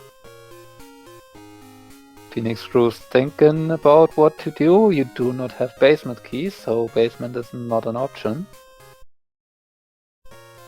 Might be thinking about softs and girls. Yeah. I mean, we did find Storm Edge, but yeah, it really didn't change our options much. So Pharmacy still could be something. We do now have Tojo Forts for Jake, for PhoenixRoost, but we do know that there's nothing here. That's actually something that was still a difference between the two. Yeah, he hasn't checked Tojo either, I don't think, so he'll be able to check those nice and quick. Some slight time save here for PhoenixRoost in comparison, but yeah, Jake meanwhile going through Ice Path. So after this we are really pretty much are synced back up.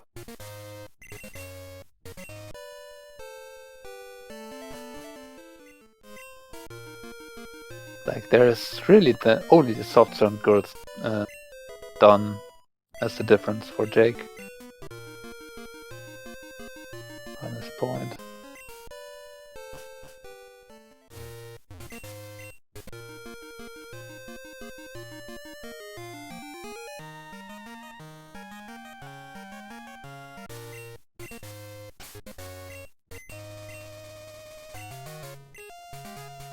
So yeah, Pharmacy 25, Surge or Sabrina. Looks like Sabrina from Jake. And a Misfly from Phoenix, looks like. oh, okay, now Jake's going over here. There's nothing They're that just swapping places, high-fiving in the air. do here. Okay, Jake going to be shopping a bit, which is reasonable, especially if you now want to take on Kanto leaders. Oh yeah, PhoenixRoost going for Sabrina.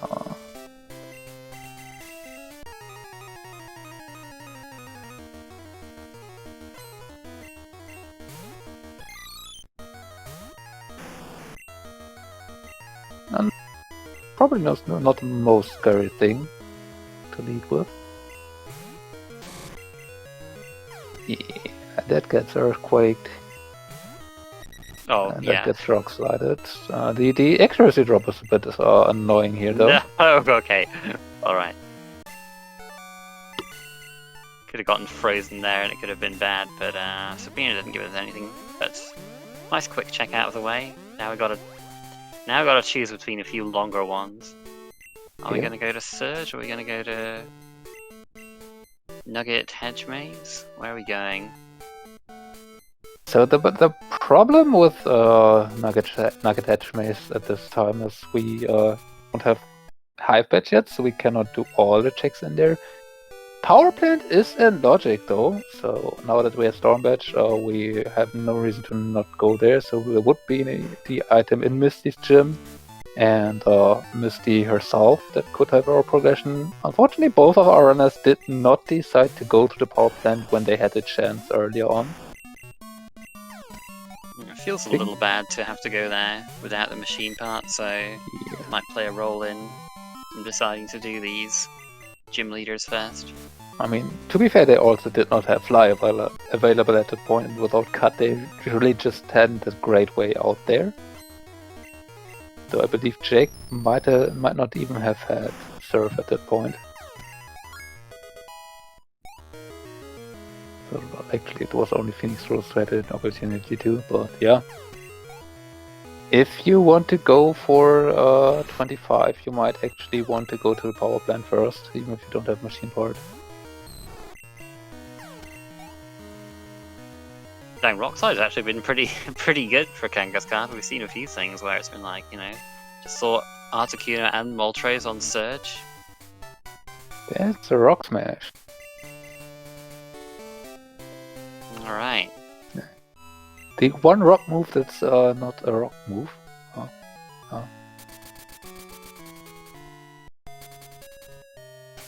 PhoenixRoost is going to take on the soft sand girls, it looks like. Does give Jake the opportunity to do search also for the rock smash TM. So yeah.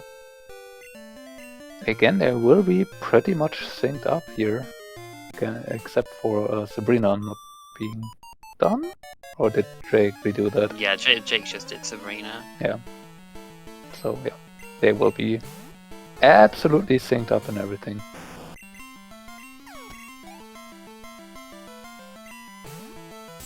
So yeah, Pharmacy versus Route 25. It will be very interesting to see if a runner is deciding for just going straight up for 25 for one item, or if they are going over to the power plant to get those 2 additional checks out of it right now, even without a machine part. They are in Logic, so there's really not much reason to not do that. But yeah, if you can get the machine part before you have to do that, that could work in your favor. Thunderbolt Magneton is slightly scary.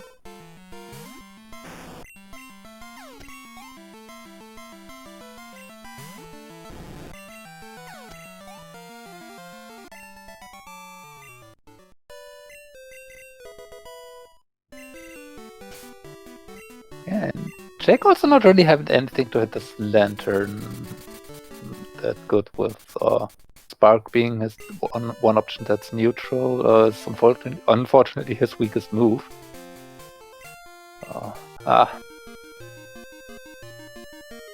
See that pharmacy check from PhoenixRoost. Let's see if this is the answer. Lantern also has some super effective hidden power on Charizard. Yeah, I forget what the DVs are, but I think it does translate to Hidden Power Rock, unfortunately for Charizard. Which does hurt. It's not the pharmacy. Route 25 it is. Or, yeah, one of the checks over there anyway, once we turn in And looks machine like, part. yeah, looks like PhoenixRoost was intending to, is going for Route 25 without having done Power Plant. which is only 33% of the checks we can do over here, so it's actually unlikely to be just this. Well, unlikelier to be just this. But yeah, going over the power plant is such a long time investment, but Jake is going to do it, so if it is actually the power plant, or more specifically the first item in the gym, and PhoenixRoost apparently thinking of, yeah, maybe I should do this first. Then it would be potentially quite a time save if 25 is just not required at all after this. Yeah, there's really not much reason to not do this. Since again you get 2 more items out of it, and get the chance to potentially completely skip 25 for now. Like, what would be mean if is if the machine part is both on either 25 or in Misty's gym, I guess. That would be pretty funny, yeah. Could have vanilla machine part. Or even on Misty, it could be. I mean, don't need the machine part to fight Misty. So, would be very, very mean if our progression is not behind that. That really was synced up, the talk to the power plant manager.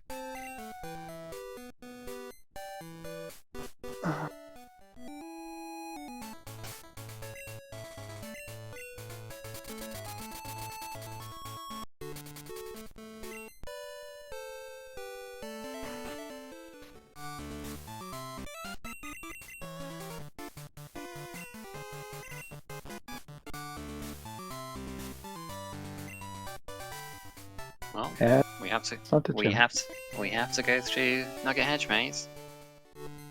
And PhoenixRoost has already fought one of the trainers, so yeah, he's a little bit ahead at this point. Jake had to take an additional heal, which took him a bit of time here too. So, worth noting that it is faster to go down to the right and then up again to get to Nugget Bridge rather than going left from the Pokemon Center. It's a bit unintuitive, which is why you don't see a lot of people do it.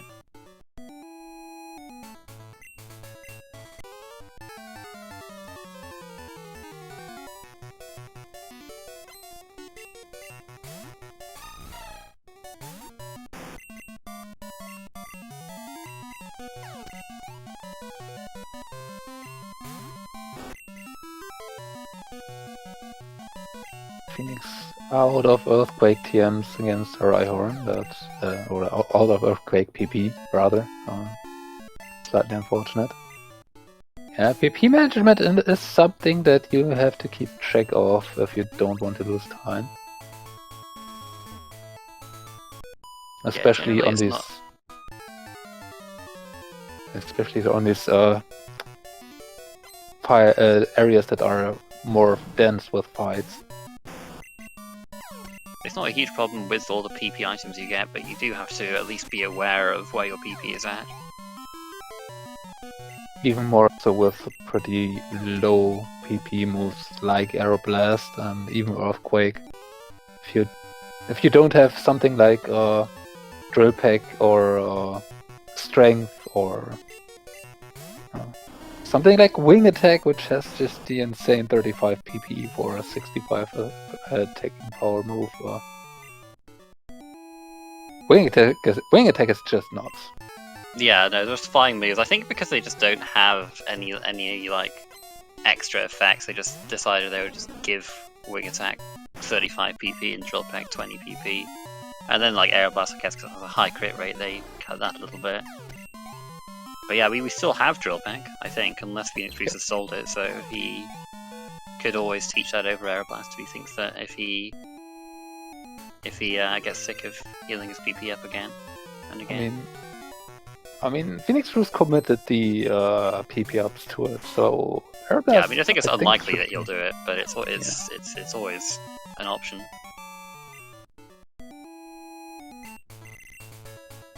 Oh, it's just the no fear talk to the fabulous prize guy. Gave him something that he didn't have room for anyway, so he didn't have to go through the fight. And it looks like Misty is gonna have something for us today. Let's see what let's see what it is.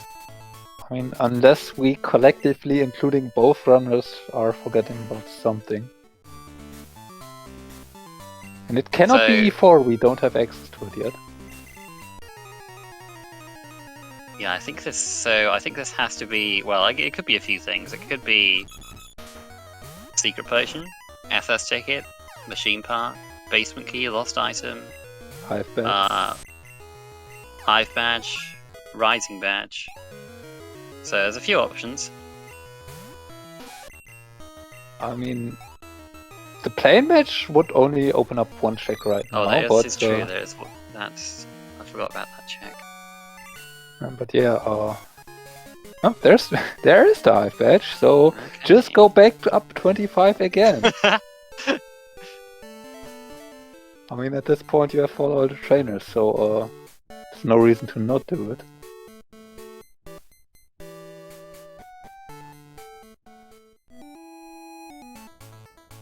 Yes, it'll be PhoenixRoost's third trek up here.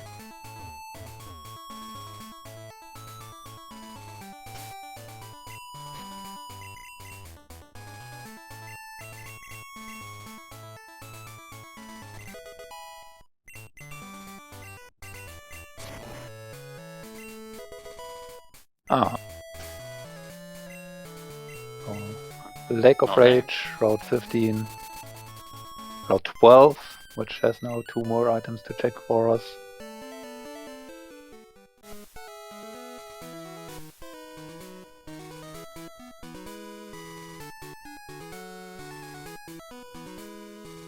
I would assume we see Erika last in this position.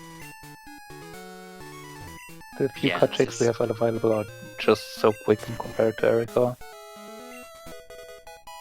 Oh, there's a secret potion. Oh, come on. Just give us even more locations to check. Sure.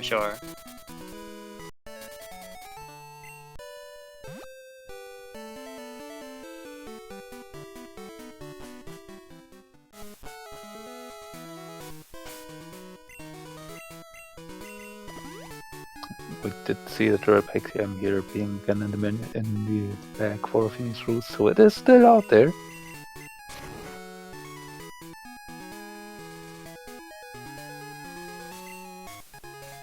There's the plain badge, which only opens up one more check right now.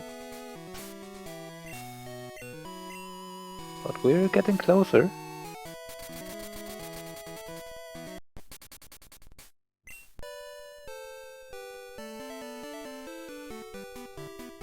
Route 32 for Phoenix.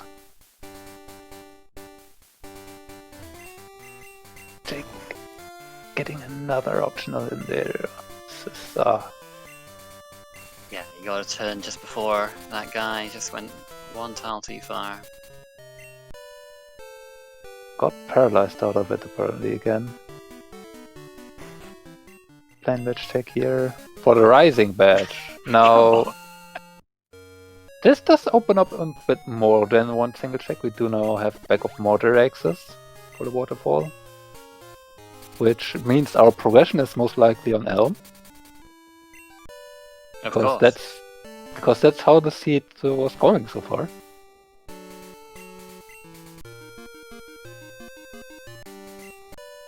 But yeah, that means we are only missing 3 more things to find: 2 badges and the radio card.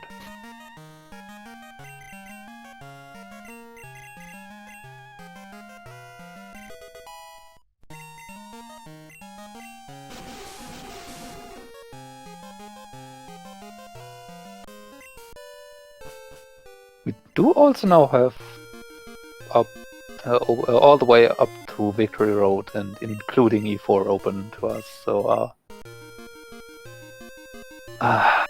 Yeah, I mean, you do this right now, then you might do Lake of Raid cut checks because you don't really want to leave those behind for too long. They are not the fastest, but not that slow either for 3 checks. And then you're probably going up to Victory Road. Erika is the one option you might put off, but Jake is doing exactly that one first.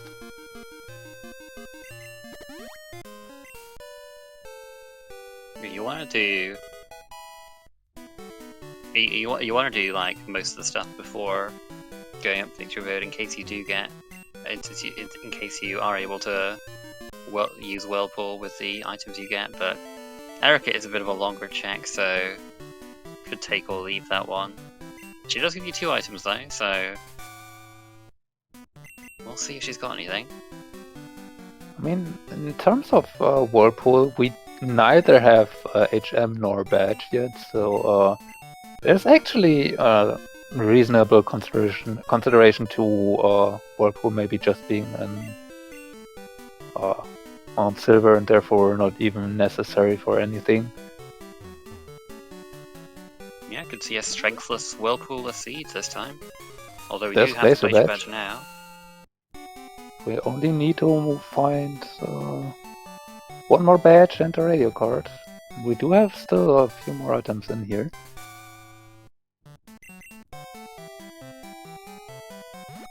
Yeah, this is even more lucrative than usual because we can also check the items that we usually just get by using strength, but didn't have it this time, so we just can't get to them from the back of Waterfall instead.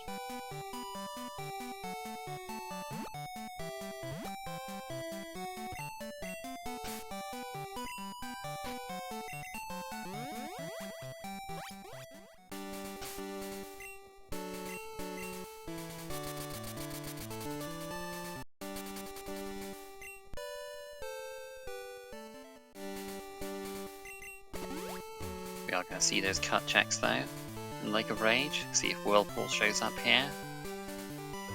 Even if not, we probably will head up to Victory Road after this.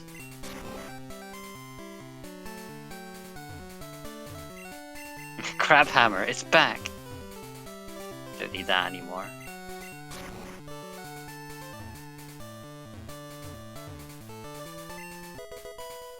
Oh, Erika does give the radio card though. So yeah, just gating a whole lot of stuff.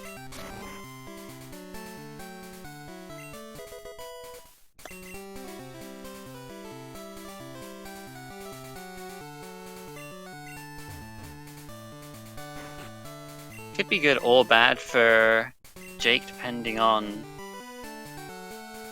Well, I mean, if the volcano badge is not in West Kanto, this is very good for Phoenix. Very bad for Jake. We'll see. Phoenix is gonna. Well, he's not doing the Rising badge check. Hopefully, he remembers that later. But he's going towards Victory Road.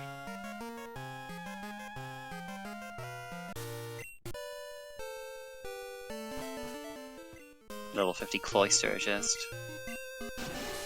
easy pickings for Charizard.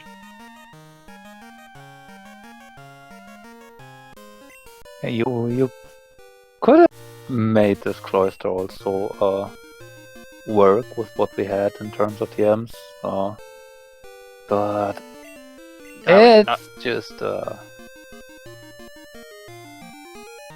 yeah, I mean, I would just hate to attempt Cloister against Red. Like, you can just get absolutely destroyed by special moves. Like you see like Thunderbolt or something, and you are just, well, probably even Thunder Punch, and you're just dead. You know.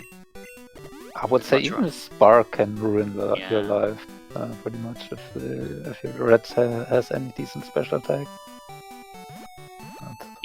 Even with a 4x weakness, I would still prefer to run Charizard against Red over Cloister. Yeah.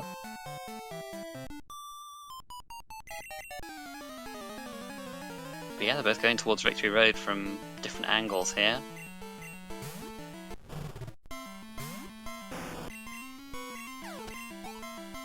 Overall, I'd say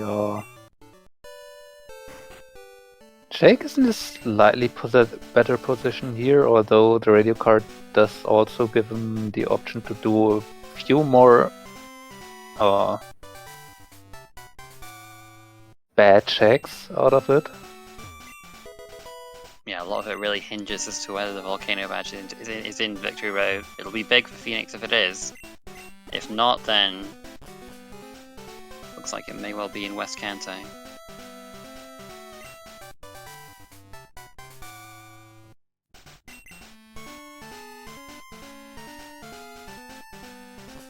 The one bad thing that PhoenixRoost has to fight here is probably the temptation of doing E4 right now. Which, if the badge is behind that would be very great. If not, that's a huge time investment. Well, he went up there. He a little bit of bait there.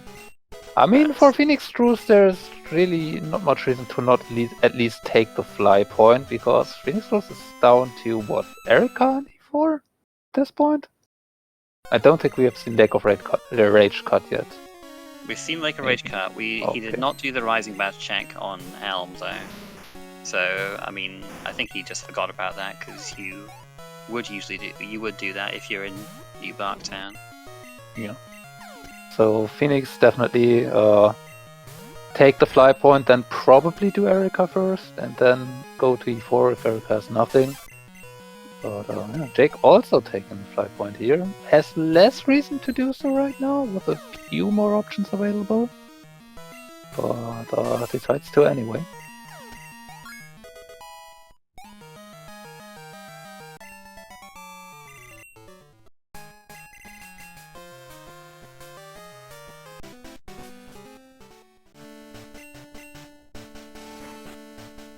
PhoenixRoost going in here. Let's see if it's only going to do shopping.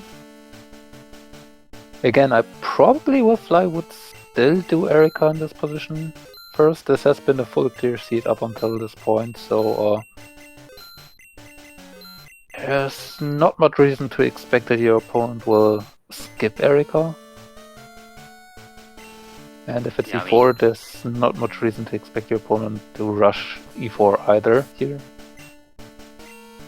Yeah, it would just depend on whether you suspect your opponent would have done Nugget Hedgemaze before you, but PhoenixRoost does remember about the item on Elm for the Rising Badge, and it's nothing though, so looks like it looks like he will go and fight Erika after that. Oh no, he's going back to the Indigo Plateau. Alright, Elite Four time. So if it's here, that's great for PhoenixRoost. If not, yeah, this might actually be where Jake takes this race, because I don't think Jake will be tempted to do E4 anytime soon.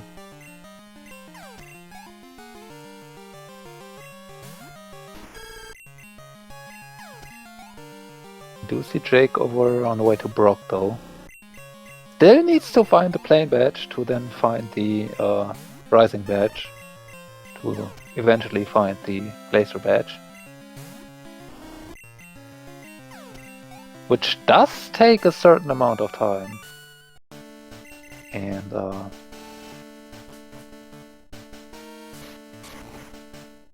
if PhoenixRoost is able to pinpoint the Volcano Badge a bit quicker than Jake is doing here, that could all work out in Jake's favor.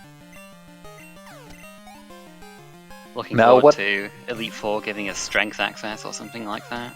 Yeah, I was about to say that if actually something like that happens and it's not behind that, it could actually be very, very nasty.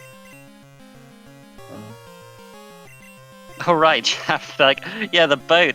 I always forget about the boat. We just, I mean, we don't have the SS ticket yet, but that's another option if that does come up with, I mean, there's a few options that could open up more places to us, but, yeah, it could be the boat, could be the basement. Oh, jeez, there's a lot of this that the we could open Volcano up Badge, with. so the C4 is not required. It's just right there, it's just on Brock, but we'll see how much more of West Kanto Jake gets baited by, and he is going to Route 4. That is also considerable time investment, and also hitting another optional here, so Yeah, PhoenixRoost definitely can come back from this. Needs to fight Erica. Needs to fight Erica after this, and then just needs to pinpoint Brock, which, with the option PhoenixRoost has available by that point, is probably the one of the quicker ones to do. Yeah, he's probably first on your list of leaders in West Kanto. That or Blaine, but usually Brock, because you just go to Future City for the item anyway. But you know, because these two are going to be doing what we know are extra checks, and because of those items that we've mentioned that could lock other checks, especially long ones. I mean, there's a big potential for some real bait here if we do find strength or something like that off one of these checks. Yeah, if either runner finds the machine part, the basement key, even the boat, or in PhoenixRoost's case, strength, they all will lead you to do a huge amount of checks that you probably are not going to do otherwise. And the other runner would not have to do that with what they have set up. They don't find anything like that. Now, what would be interesting if if PhoenixRoost does find strength and Jake does find a basement key, for example, into maybe a leading machine part, so they both get set on. Gosh, that would be pretty sadistic. Oh, this seed has been a weird one already. I wouldn't be surprised by anything at this point.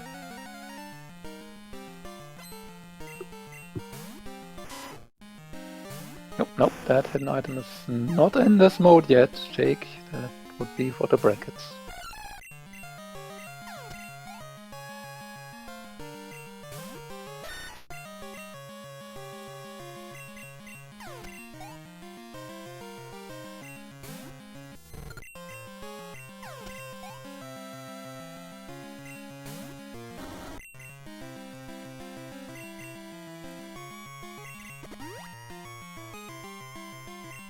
Nope, Route 4 is nothing.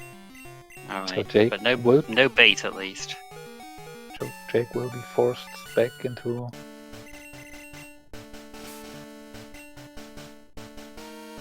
Yeah, now Jake did reset away to Neem, but it looks like he's worried about the Route 14 item, and that will lead him to the plane badge, so yep, that'll set him on the correct path.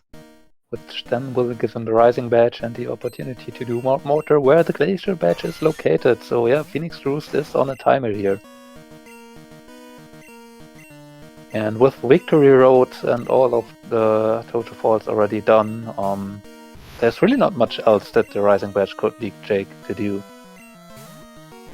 And PhoenixRoost still has to fight Erica after this, and then go to Brock, so... Oh, did I get the wrong route? What is this, Route 15? I don't know. Yeah, Route 15. God, there's really that many routes between 12 and Fuchsia? Goodness me. There's 15 here. 14 is where you would trade in the Chansey, if you have one. That's usually the route that you do not really want to access, except for getting to the Route 15 cut item. Since then there's just nothing on there.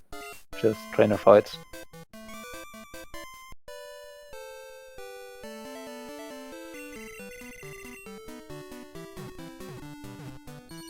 Yeah, that's E4 done for PhoenixRoost, and unfortunately there will be nothing coming out of it. Jake got the plane badge, will get, nope, one entrance higher, will get the riding badge right here. Oh, and then it's probably off to Mount Mortar. Yeah, looking real good for Jake right now. That's the escape rope on DSS ticket check. One more check in Tin Tower.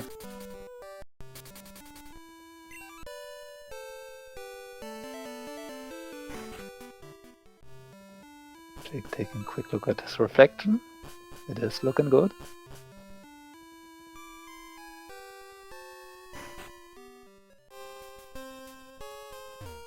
Yep. That's not mortar?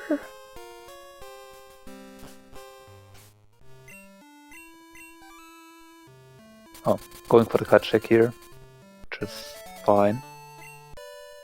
PhoenixRoost is forced into going back for Erika. But there was apparently nothing on the Rainbow Wing check. Yeah, nothing there. Jake is going to, looks like he is going towards Mount Mortar. Yeah, so the big thing here, why Jake is probably in the lead here, is that PhoenixRoost has to do Brock, which is not the very first thing on your mind after waking up the Snorlax. And yeah, the back of Mortar takes a while, but Jake will eventually find a Geyser Badge. PhoenixRoost is rushing, if he's rushing Brock, would actually be very close, but like, I think overall, Jake here is usually in a slightly better spot. Because if you go to Kanto first, you're probably going to do Route 2 and the quick checks first. And then there's just the decision if you go for Brock, Route 4 first, or for Blaine Blue. Which is runner preference, but more of a 50-50. Brock is faster compared to Blaine because of the way to Blaine over there too, but Blue is probably faster over doing Route 4, so in or adding those two together, they are pretty similar in terms of time covered for 2 checks. Yeah, sometimes if you haven't done Janine yet, you would wanna, that might push you a bit more towards Blaine, being able to go over to Fuchsia without having to fight the trainer blocking the way from the cycling road side. But yeah, I mean, Jake did just instead of doing that, he just went back the way he came and went back the usual way from cycling road and got that cut item. So like, if he'd have used it differently, he might have lost a bit of time. But there's that Glacier Badge. He is in go mode. PhoenixRoost is wake up the Snorlax, so it's just an entire addicted tunnel and a Brock fight behind already.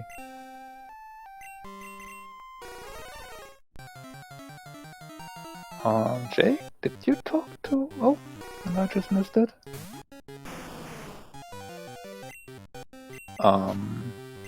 He forgets where Palatine is. There we go. Don't need to jump the sledge in this mode either. Tree's not in the pool yet.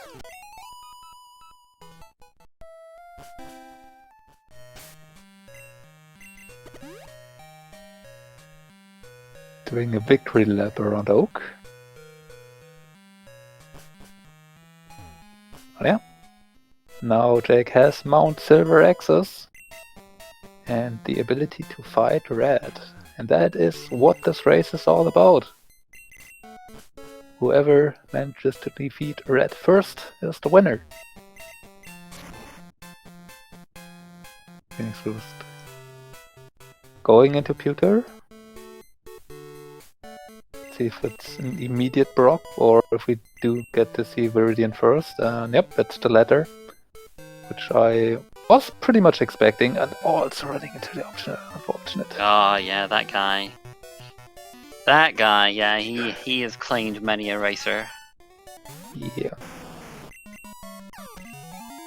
But not a gimme for Jake here. We have a Pokemon that does have a 4 times weakness. Not a common one, but it has to be said.